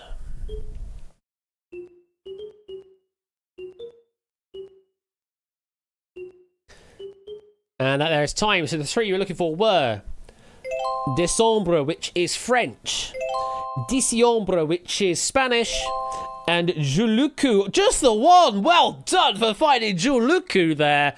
That is Finnish for December. Great find for that guess there. That answer there. We did not generate December as itself. December with an S, because that would be German. December with a Z is German, should I say. December with an S is Indonesian. Decembri and December. There are other variation spellings that we didn't put in there. And a joke answer here from Poker.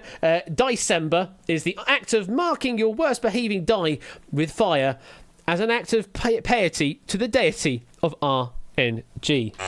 December rather than December. Anyway, at the end of the round, who's in the lead?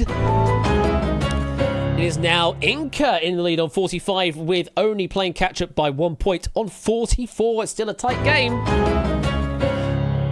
As we go on into round number 3, which is the super hives. So, this is the one where you need to find the one perfect solution that uses all the letters of the hive exactly once. And I will mention that because there could be tricks in these hives. We've been able to make it happen. There could be tricks in these hives that prevent you from having a full solution.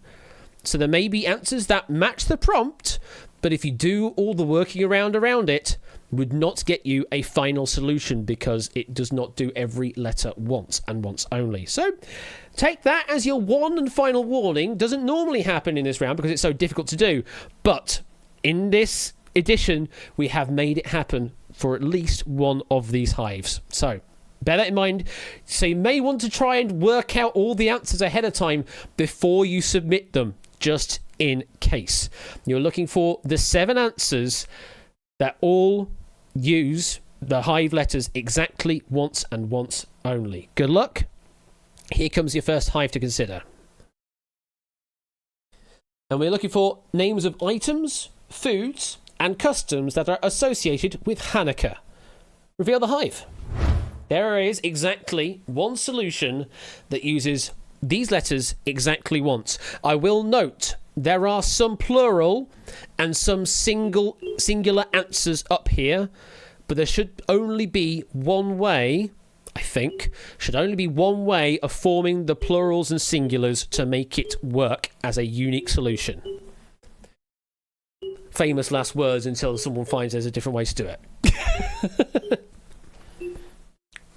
So, just putting that caveat out there, there are some plural and some singular answers up here in this hive. But there should be just one way of using every single cell once.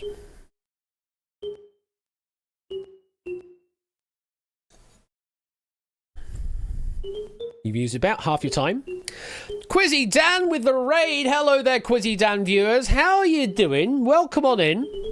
You are into the penultimate round, I suppose, of this edition of our 16 games of Quizmas. This is game number 5 of Quizmas, and you're all more than welcome to join in on this game. In fact, some of you have done by your raid message. Yes, you're more than welcome to give me guesses to any of these future prompts. There's no room code to enter in. Just enter in messages to Quizbot3000 as a whisper, and you can get yourself some doots. Or if you can score really well, you may even get a Quizmas prize.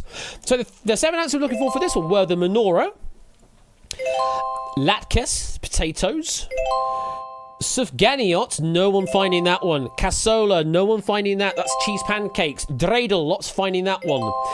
C'est vivant, no one finding that. And the shamash, just 2 finding the shamash. The full list, yeah. So the menorah is the candelabra. Latkes is potato pancakes. Sufganiot is Israeli donuts. Cassola is cheese pancakes. Dreidel is the spinning top. C'est vivant is Hebrew for dreidel and is also a popular Hebrew Hanukkah song. And shamash is the raised candle on the menorah that is used to light the other candles. So there you go. That was the full list we're looking for there. And not got to inspect their bottoms, indeed, Quizzy Dan. What have you been doing? What have you been doing in your stream, Quizzy Dan? I hope you've had a good stream. You can now chill out, relax for the rest of the evening, and feel free to give me some answers for this next hive coming up as well. And that also goes out to everybody else that has come along with your raid. You're all more than welcome to join in on the action.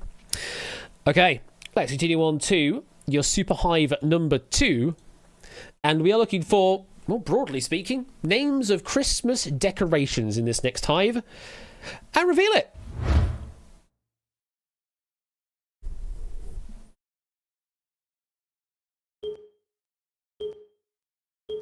Oh.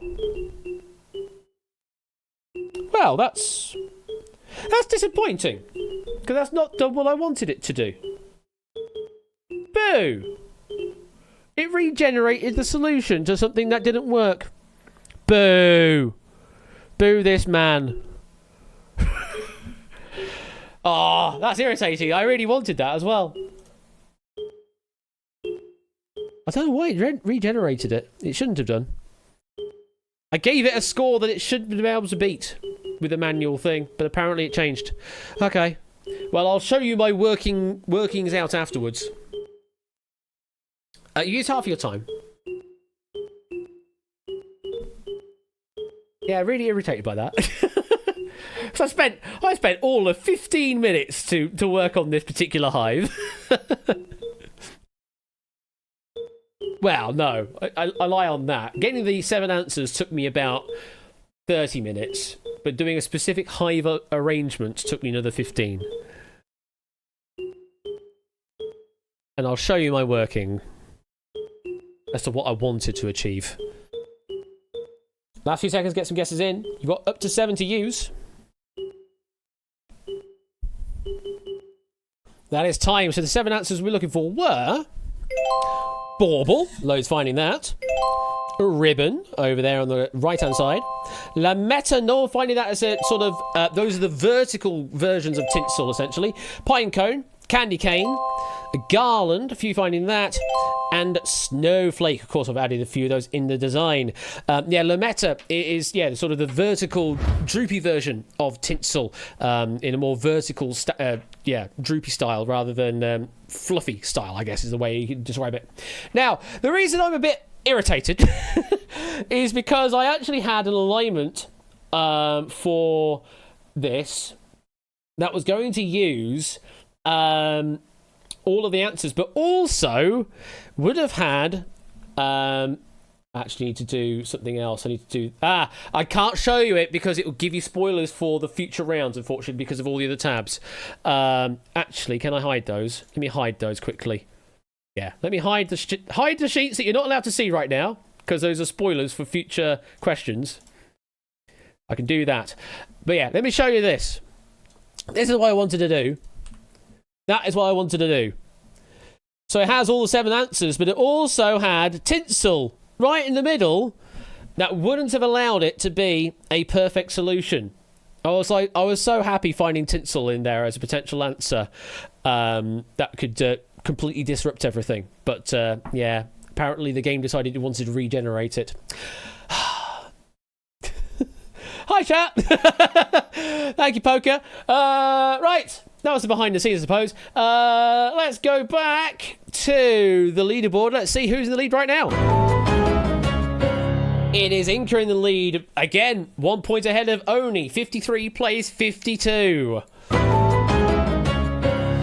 as we go on into the final round. This is going to be a wonderful round, this. So the hives are now filled with answers, and you must pay attention because there may be an answer to a question that has not been shown yet. Okay, just bear that in mind. Each question will only be looking for one answer in the hive that matches. I will add caveat that if we have seen an answer before that has actually been given as an answer before, it will not come through as another answer later on. The reason I say that, it will make sense in set number 2 in this round. If we've given a particular word as an answer, it will not come up again as a future answer to another question, even if it technically could come through under a specific prompt. Just adding that as an extra caveat. Okay? We're all good? Let's have a look at your first hive to consider. There they all go. Have a look around. Familiarise yourself with the hive. And the first prompt we're looking for here is the name of a moving staircase. The name of a moving staircase. So this is more broadly general knowledge for this final round. Not necessarily festive or Christmas related.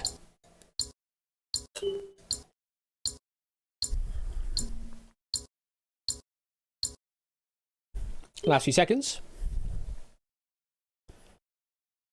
That's time. And we, of course, we're looking for the escalator. Yes, the escalator was there. Bring the hive back. And now we're looking for the name of a starchy food.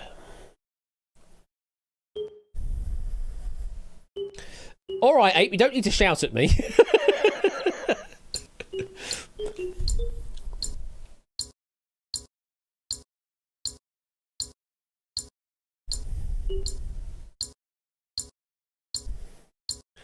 Last few seconds, get your guesses in.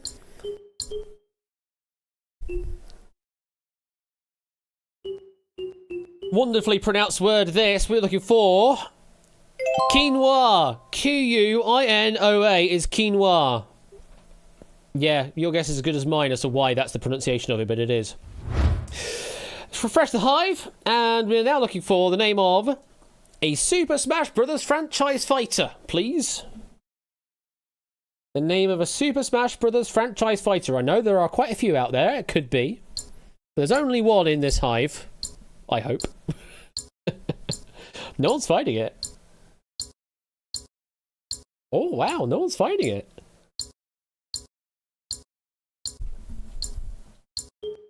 DMC's first to blink. Anybody else finding it?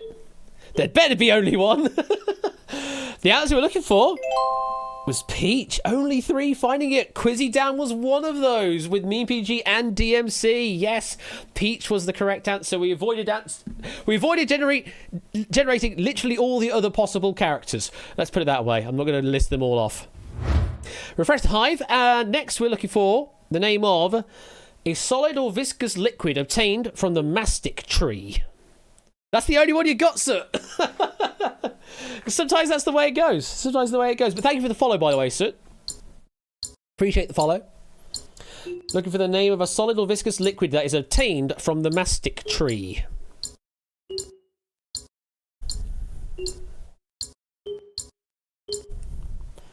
Sort of the alternate name for what mastic is.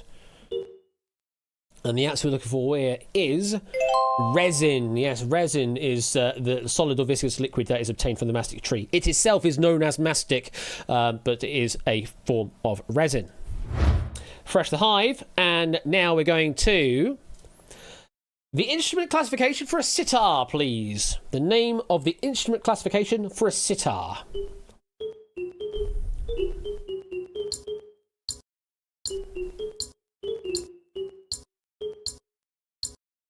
Hello there, David J entering into the fray as well, I see. See, Poker has entered into the fray. I think that was from your message earlier on.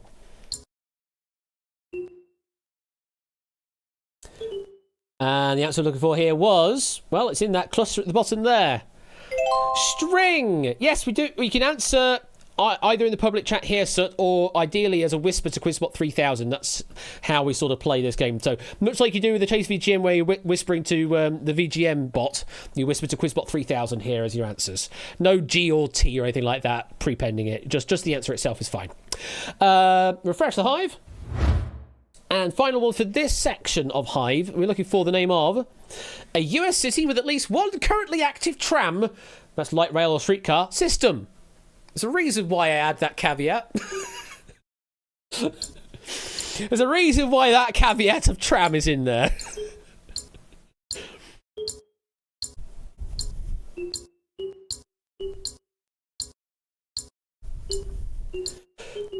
I know everyone is going for the tram system as they're in here, and not US City. Of course, the US City we're looking for here was Dallas. Dallas was the answer. There are actually two ways you could have formed Dallas there, but Dallas was the correct answer. Yeah, the reason that the word tram is in that question there is because, well, I used the word Christmas, made anagrams out of that, sort of countdown style, and that formed one of the words of each of the prompts there. So moving staircase had stare in it, starchy had starch, super smash, mastic, sitar and tram. Those are all words that you could sort of anagram out of the word Christmas. That's why that was there. I may have done the same kind of thing to the second set, which you're now going to see. This is your second Hive to consider. I'll give you a few seconds to look at it. And again, as a reminder, if you've seen an answer before as a correct answer, it will not appear again as another correct answer. Putting that caveat out there. Here's your first one to consider for this Hive. We're looking for the name of, a surname of specifically, World Heavyweight Boxing Champion, please. There's only one in here. Looking for the surname of a World Heavyweight Boxing Champion.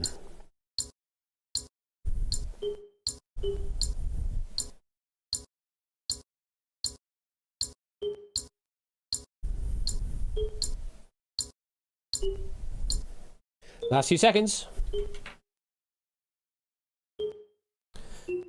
That's time, and we were looking for Lewis, for Lennox Lewis, who won in 3 separate reigns on the heavyweight boxing champions list there. Yes, Lewis T, you're an answer. Congratulations. Yeah, Lewis for Lennox Lewis there.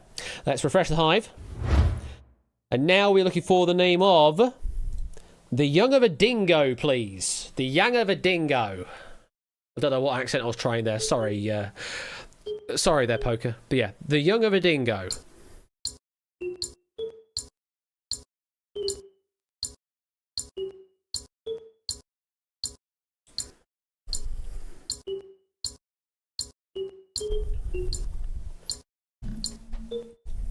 Last few seconds. Get your guess in. It's a shorty. We were looking for a pup. P-U-P. That's all I needed to say. The Young of a Dingo is a pup. Let's refresh the Hive. And now we're looking for the surname of a James Bond actor, please. The surname of a James Bond actor.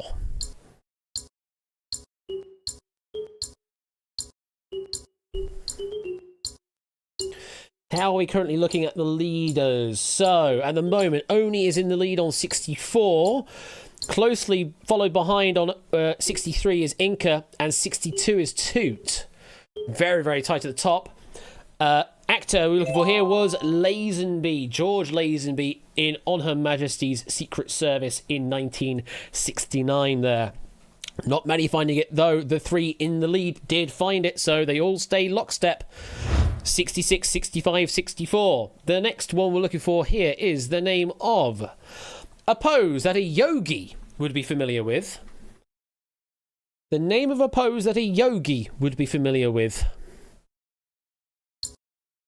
Bit cryptic, maybe. We've got an answer from Ralph. And Natter. None of our leaders got a guess yet. Last few seconds. We've got a guess from Oni. Can they extend? Yes, they can. Pyramid was the correct answer. A yogi, of course, is a practitioner of yoga. So we're looking for a pose that a yoga person would do, and that would be a pyramid in this case. Loads of other answers that could have appeared that we avoided generating, but pyramid was the one that was in the hive. Only extends the lead to 68. Is that enough to secure it? Well, there are 2 answers left to go. Next one we're looking for is the name of a muscle of the human body. And there are a lot of listed answers here that can't generate. Sorry again, poker.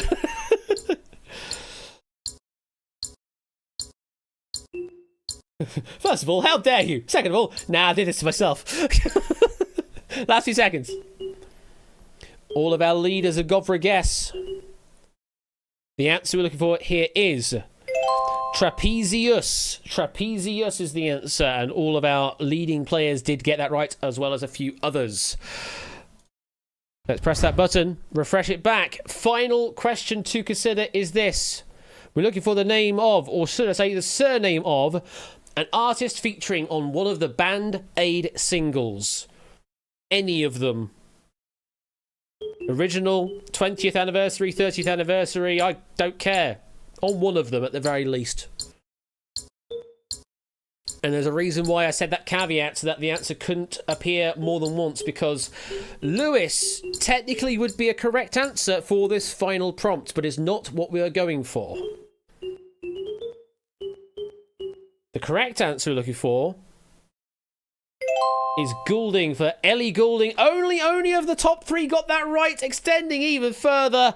That definitely secures the game, and that means our winner of Quizmas game number 5 is Only91_573 with a score of 72. A very strong performance there, Only. Well done to you there. All of those points have been converted into dukes. I can't remember the exchange rate that we've got for this one, but it's a multiplier of your current score, and it has all been paid out. And I hope you enjoyed this edition of Hive Minds for Quizmas 2024, Quizmas game number 5 in the book. And that was written by me. Thank you to Poker for helping proofing that pack and putting in all of the avoid answers, because that was a hell of a lot of avoid answers to put in there. That does mean, yes, Only you go on the list of winners for Quizmas 2024. Much like Toot, give me a DM on Discord or whatever as to how you want your prize paying out. Again, that can either be Amazon gift card, Steam gift card, or PayPal. To the value of £10 in all of those cases. Let me know whichever way, and I'll get that sorted for you post haste. And that brings us to a close on tonight's stream. Thank you again for tuning in to Quizmas games number 4 and 5, them being 15-1 and Hive Minds. You were definitely not expecting 15-1, were you? Now that was good, especially the breakneck pace that Toot was on in the final round. That was incredible. I hope you enjoyed Hive Minds as well, and yes, we've still got more Quizmas to go. 5 down, 11 to go. The next one will be over with Ben, Mr. Royal_Flush. Let me give them a shout out now. Tomorrow evening at 8 p.m, you will get the 6th game of Quizmas. What that is yet to be determined. You will find out if you tune in to his stream on the Thursday night. I'll then be back on Friday, 8 p.m, with the 7th game of Quizmas. And again, what will that be? I have no idea. Well, I have an idea, and also Ben has an idea, because he has written the pack that will appear on the 7th game of Quizmas. But what will it be? You'll just have to wait and find out. Tune in at 8 p.m. on Friday to see what's the 7th game of Quizmas is. And then we're back to Ben again on the 8th game of Quizmas on the Saturday at 8 p.m. And what's that going to be? Well, you just have to tune in and find out, aren't you? 8 p.m. over on Ben's side is the next game of Quizmas, Quizmas game number 8. And then Quizmas game number 9, I'll say absolutely nothing about, because that's the whole bloody point of the format. You're not supposed to know what the games are unless you tune in Sunday evening at 8 p.m. Tune in over on Top of One Gaming's channel for the 9th game of Quizmas. And at that point, we're over halfway there of the 16 games that we are providing for you across this month of December. Right. That's all the continuity. And of course, there are other things happening in the wider world. We've got Chase VGM still happens as well. That's Thursdays and Saturdays or Sunday mornings, depending on your time zone. Then you've also got JB Henry, who's just recently finished C365 campaign. So it's just doing other sort of stuff, other sort of shenanigans, but also Wheel After Dark. Just finished a wrap on 2 Minute Drill as well. That was a great series of 2 Minute Drill. That will be happening again in the near future at some point over on JB Henry XIV's channel. And I think that's it. I think that's now all the full continuity at this point. So it's time, folks, to close the stream out with the usual wheel spin. Very much so. So let me go over to this layout here. There it is. And spin the festive wheel, he says. Oh, I mean, there's nothing festive about this wheel, unfortunately. It's basically the same wheel. But let's see. Go!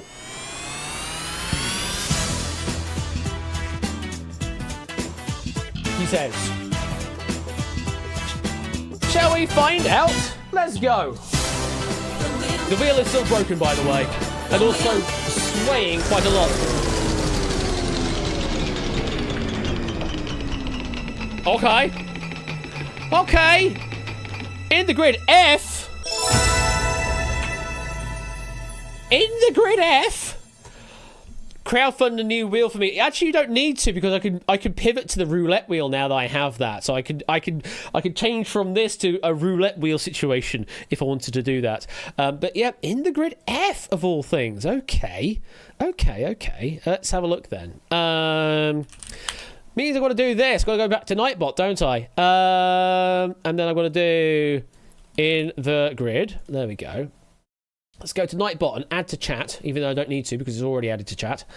Let's go to giveaways and make sure the settings are all the usual settings. It seems to remember the settings now, which is kind of nice. And you know the keyword. You know the keyword. In the grid is the keyword if you would like to play in the grid tonight. With distribution F. I don't think we played F yet.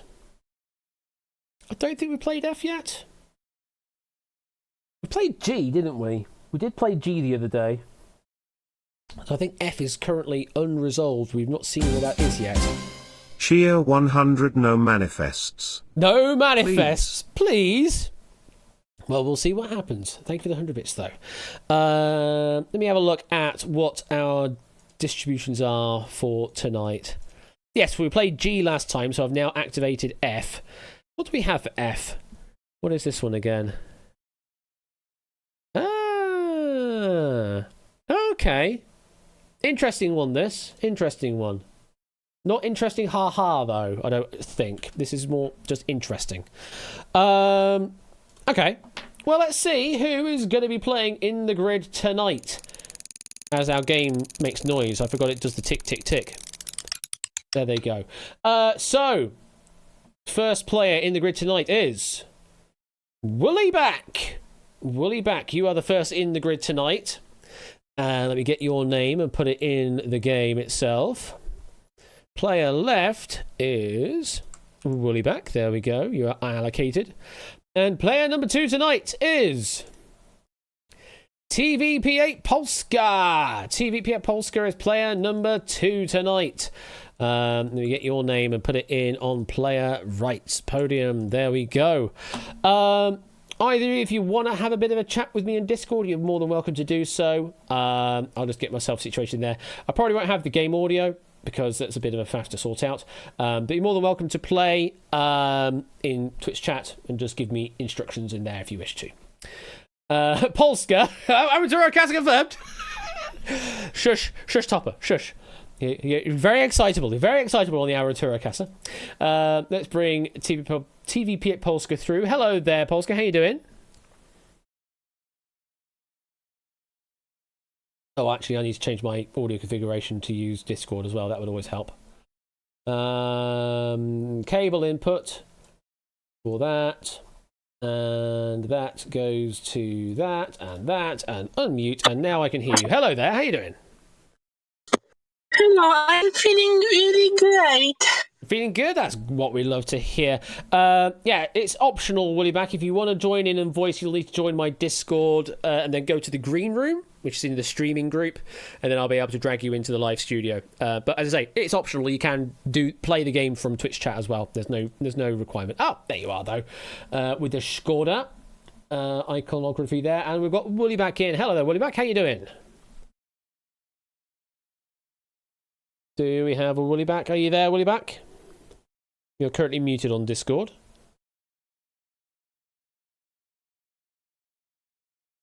Hello? Oh, there we go. I heard a thing. Are you there? Oh, good. There we go. We got it sorted. There we go. How you doing? I'm not totally useless with the technology. So, good to be with you. There we go. Right. I need to get my music playing for the stream. So let me go to Tipping Point. Yes, that makes sense. Go to Assets. Come on, Windows Explorer. You can go a bit faster than that. Sounds, music, and round 3 tension bed. And we'll play that for stream to listen. There we go. Right. So, let's play some games. Let's play In the Grid tonight. So, in this edition of In the Grid, let's have a look at the distribution we're playing with. So, tonight we have got an interesting spread here, must be said. 5 gold tiles. Those are our cash tiles. Worth anything up to 25,000 tonight. We've got 3 bonus tiles. Those are the green ones. Those are worth anything up to 100% of your current bank. We've got 3 steel tiles in purple. Those are valued at anything between 25 to 75%. And we've got 4 penalty tiles, but these are quite expensive. They are at least 50%, anything up to 95% of your current bank. And of course, there's always the 1 black tile, that is the bankrupt tile. You do not want to hit that. You will bankrupt your entire bank if you hit it, hence the name. And again, reminder, you've got 2 reveals that you can use throughout the process of the game to allow you to get information about a specific tile, the colour of, but not necessarily the value of the tile. And that's just private information that you can keep to yourself and hopefully use to your advantage. So let me do a randomise, and hide it all away. And that is all locked in, and it's time to play In the Grid tonight. Now, Woollyback, you are the first player in, so you're going to be picking first, and you will be picking last in this grid because we play 15 of the 16 tiles, leaving just 1 over. So, Woollyback, what's your first move? Let's go. B1. You just want to say that again, sorry? B1. B for Bravo. B for Bravo, B1, okay. Let's select that one for you, and behind B1, wow, getting a steal out very early on here, so you're going to be stealing some of TVP at Polska's money here. How much? 55% of it, so you go up to 15,500 TVP at Polska, you go down to 4,500, but it's early days still, and you could just steal that right back right now. So, Polska, what's your first move? The green tiles are up to 100%. Bonus are up to 100%. Okay. I think A4. A4. Good old paper size. Let's have a look. For you, behind A4 is a bonus. So we are multiplying your current bank. How much by? It's 60%. We're increasing it by, so you go up to 7,200. So you're about half the amount that Woollyback's currently got right now in their bank. We now go back to Woollyback. What's your next move? Right, let's go for D for Delta. I got the D, but what number was it? Sorry. Didn't catch that one again either. Number 3. D3, okay, D3. Caught that one there eventually. So, behind D3, it is cash. We're adding to your bank. How much are we adding? 2,500. It's the smallest it can be in tonight's grid, but it's still cash money added to your total. You're up to 18,000. Polska, we come back to you for your second turn. What are you considering? I'm considering multiple options here. I'm just thinking about the best possible solution and what strategy to use. There's still a lot of gameplay here, so... Yeah. Let's go A3. A3 was that? Yes. A3, going next to the A4 that you just played. And behind A3... he found another bonus. So we're multiplying once again. It's kind of like Balatro. How much are we multiplying by? Oh, another 90%. Very good value indeed. Up to 13,680. Still playing catch up, though. We are getting closer and closer. Woollyback still has the lead on 18,000, but there's only one bonus left to play. Woollyback, turn number 3. What's your thoughts? Right then. I'm hoping you can hear me a bit clearer. Unfortunately, that's not any clearer. Oh, there, right. I shall have to shout that. Let's have a look. D for Delta. And the number, sorry? Number 1. 1, D1. Okay, D1 it shall be. So your move so far with a steal and then a cash. And next... it's another steal. How much are you stealing back again from Polska? Another 35%. So you go up to 22,788. Polska, you go down to 8892, and you've got to make it all back up again after those 2 bonuses. But 1 steal will do it. There is 1 steal left in the grid. What's your thoughts, Polska? I don't know. I think that these bonuses that have been really revealed, I think that they should have been really revealed later. Because later, I may have more control over the game. Now it's just guessing.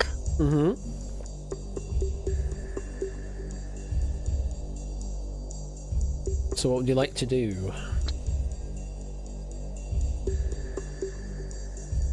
I would like to review A2, please. Reveal A2. Sure, I can do that. I'll send you a message on Discord, and I'll give you this. So, to you, I'll give you the colour, but not the value, of A2. Okay. And by colour, I mean the actual thing it is, but there you go. So, I've sent you that message. And with that information in mind, you can play A2. You can use your second reveal, or you can play somewhere else. Up to you. Let's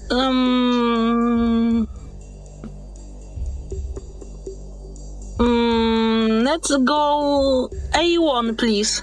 Going with A1, so steering clear of the A2 for now, but you may be holding it for advantage later on. Behind A1 is a penalty. Going to be losing some of your cash. There are 4 of these in the grid. This is one of them, and you're losing. Ooh, it's a big hit. 80%. You go down to 1779. Woollyback, you do have the lead by a considerable amount. And it's now your turn. And of course, anything can be horribly wrong. Yeah. So, let's go for C for Charlie. I'll go number 2. C2, okay. C2 has been locked in. And for you, Woollyback, that is... The rich get richer. It's another cash tile to the value of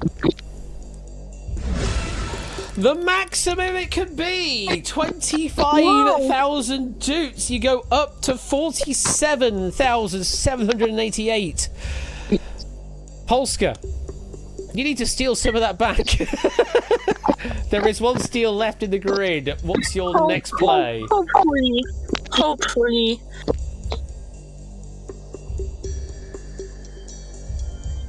Let's go for C3, please. C3 was that? Yes. C3. Well, if ever a time was perfect, I think now is that time. Yes! There's that steal you were looking for. It is the final one in the grid, so they can't steal any more back after this. How much are you stealing back after Woollyback stole from you twice earlier on? 65%! Wow, nice! Wow, this has blown the game wide open here. Woollyback, you go down to 1676. Yes, Polska, you now have the lead. Basically, kind of like double Woollyback's score right now. You're on 32,841, and that is all of the steals now considered. You can't steal back any more. Woollyback, we're about the halfway point coming up to the grid. What's your thoughts for the next move? You remember you do have reveals in hand as well. Well, my thoughts at the moment are 500 people. Congratulations on that deal. That was quite something. Great. So I've got two that I can just ask you for a reveal. You have two reveals you can use, yep. Okay then. Could you reveal for me then? B for Bravo, number 4. B4, yeah. So I'll send you a message on Discord. And I'll give you information about the colour, but not the value, though, of B4. Okay. So I've just sent you the message. Hopefully you received it. That is information about B4. You can choose to play that right now, or you can keep it in reserve, or you can use another reveal, or you can play somewhere else. Entirely up to you. Right, okay, I'm struggling to find this answer here. I can also send it as a whisper on Twitch if that helps.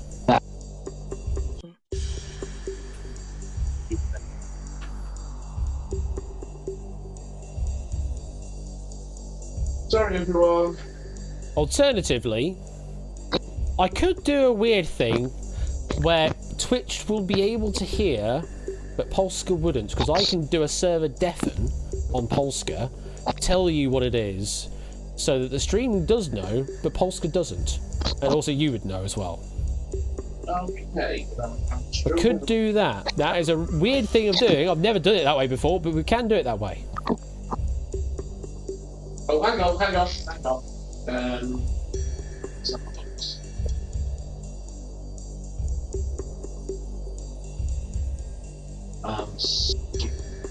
Right.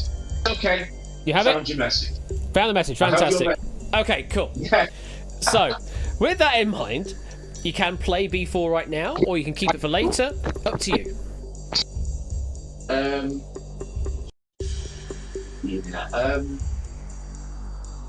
I'll play it. Let's. Okay. Gonna play B4, so... Must be a good tile then to play, mustn't it, Polska? Well, if he's playing it right now, then it probably is a yellow tile. Because if it was a bonus, then I presume he would have... Oh, no, I think it's the other way around. It may be green to prevent me from gaining any more money. If it was yellow, he would probably have done something else. Maybe. Well, let's see. Behind B4 for Woollyback. It is gold. It is cash to the value of Another 20,000. That is another big bank there for Woollyback. And bloody hell, look how tight this game is now. 36k plays 32k. Polska, you are playing catch-up once again. We come back to you, Polska. What is your next move? I want to review D2, please. The bottom row, D2. D2. Yep, okay. So I'll send you another message on Discord. And for you, the colour but not the value of D2. Okay. And there is your information. So, you do have 2 reveals currently in play, as it were.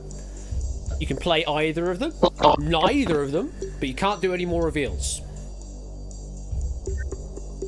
I'm thinking. Should I go for it now or just pick another tile? It's entirely up to you.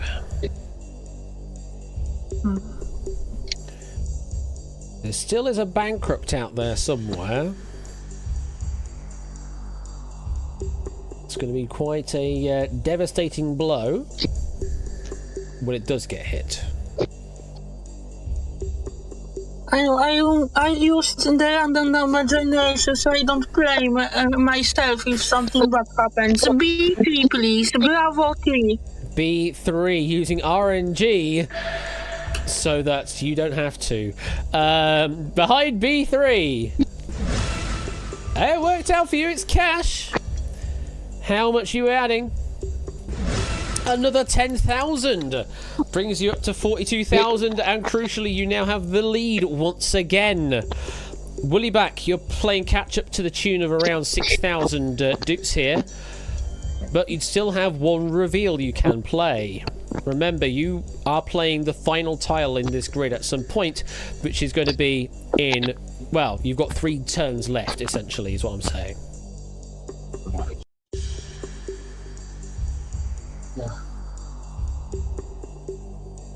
Right then. I'll use the other reveal then. Okay. And I should use that on C Charlie 1. Is that C1, you said? It indeed is this. C1. Okay, so I'll give you, again, the reveal on it. So the colour, but not the value, of C1.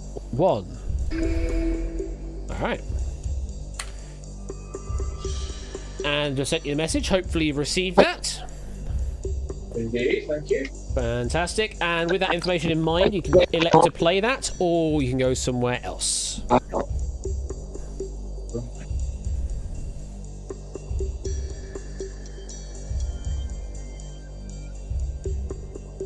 It's an interesting situation we've got, because we've only got 2 tiles left that can add value. Everything else is negative.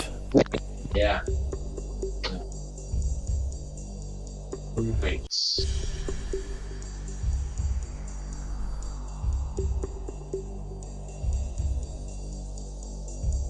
What would you like to do?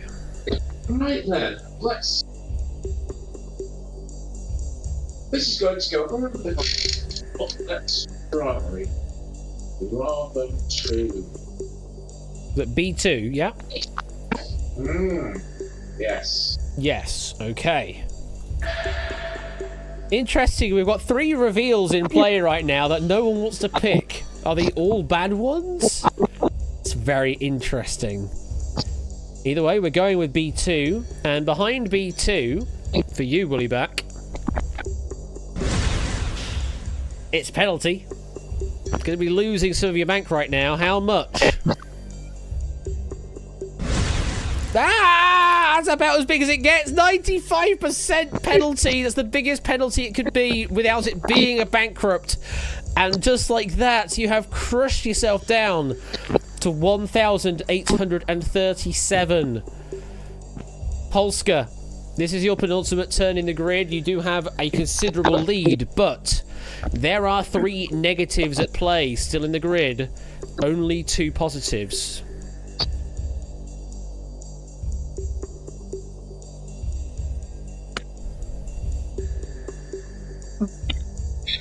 if my assumption is correct, then C1 is either a penalty or a bankrupt, and this information is helpful for me.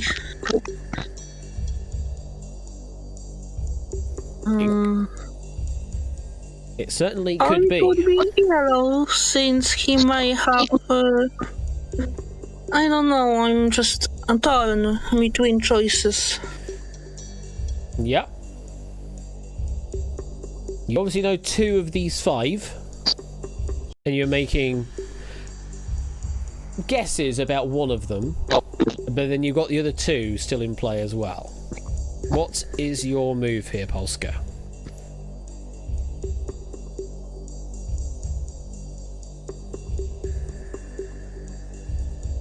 I think there is still one bonus tile, so I'm debating on some things. It's hard for me to decide, because I could also pick a bankrupt and end up with nothing. If you hit a bankrupt now, you could still win the game with a big cash afterwards. You could still get a 25k after. So even if you hit a bankrupt now, it's not necessarily the end of your game. It would make it very hard, no doubt about that. But what surprised me was that time that it took for Wooly to think about going for C1 or not. I mean, if it had been a bankrupt, then it would be easier for him to decide. I don't know. He might just gonna be need a decision now. Gonna need a a decision. good poker face.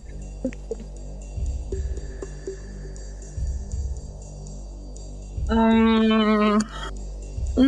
don't know. I'm still deciding. Oh god. Need a decision.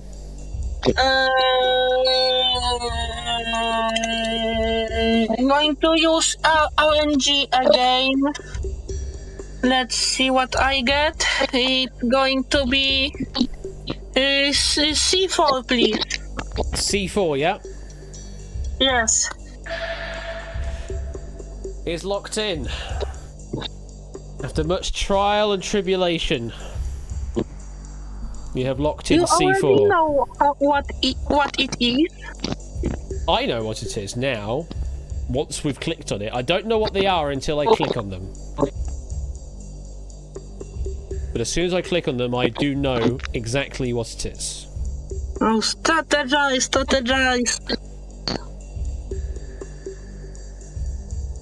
If it's a bankrupt, then I need to get the yellow.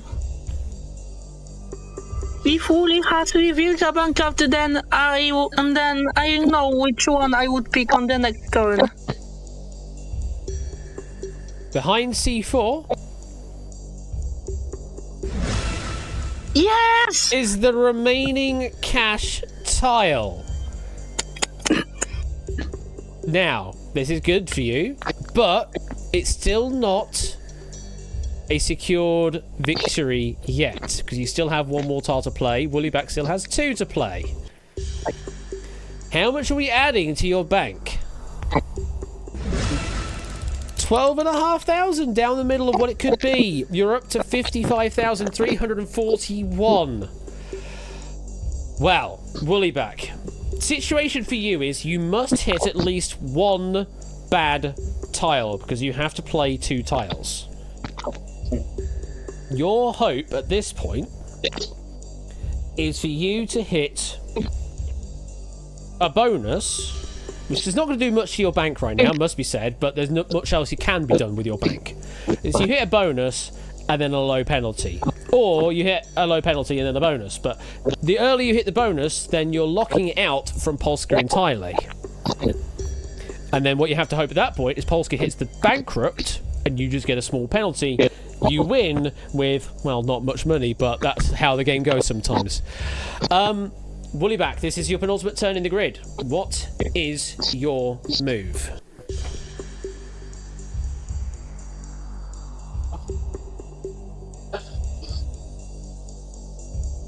otherwise. Let's have that C1 then. You're playing your reveal C1, yeah? Yeah, indeed I am. Yes. Interesting move to play your own tile that you already know a bit about. Considering that there's some negatives out there. You're playing the only one tile you know is good. And that is the bonus that's left in the grid, so you are locking out the bonus from Polska. So now it is the hunt for the bankrupt tile, essentially, or who doesn't hit it.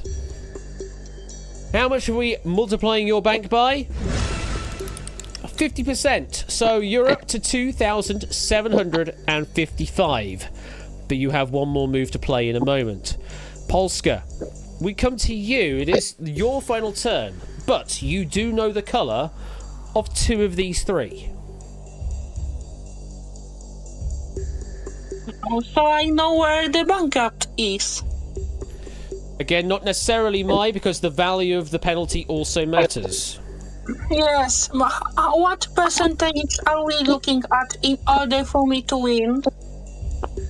I'll let you figure that one out, actually. I'm not going to enumerate the possibilities at this point, but there are still possibilities where Woollyback wins.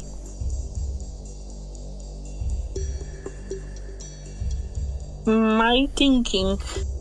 I'm just going to think for fun what percentage would I have to get maximum of penalty until if I want to win.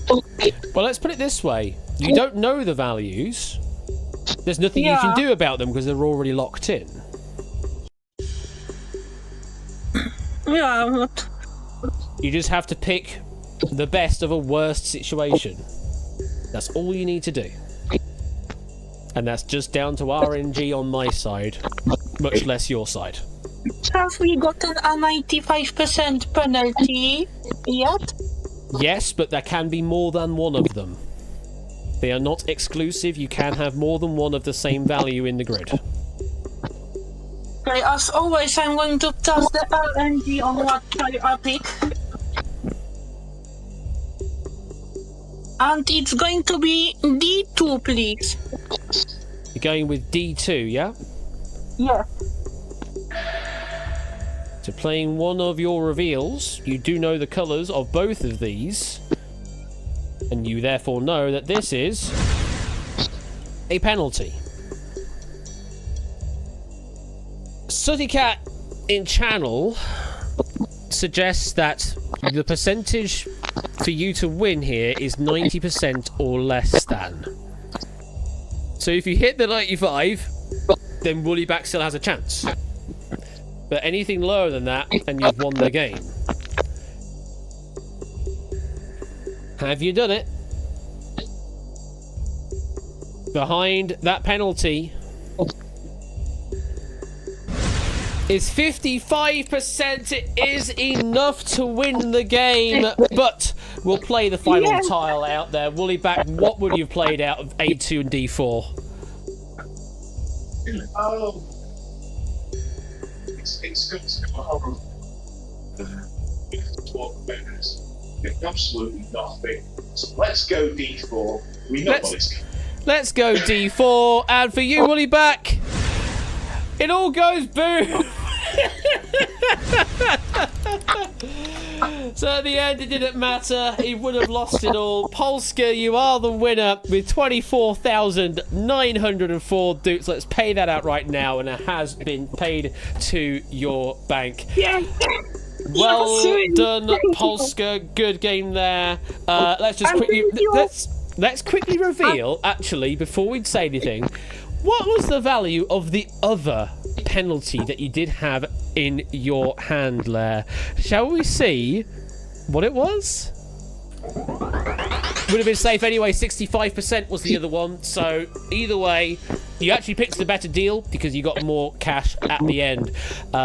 Polska, what a great game that was. How do you feel?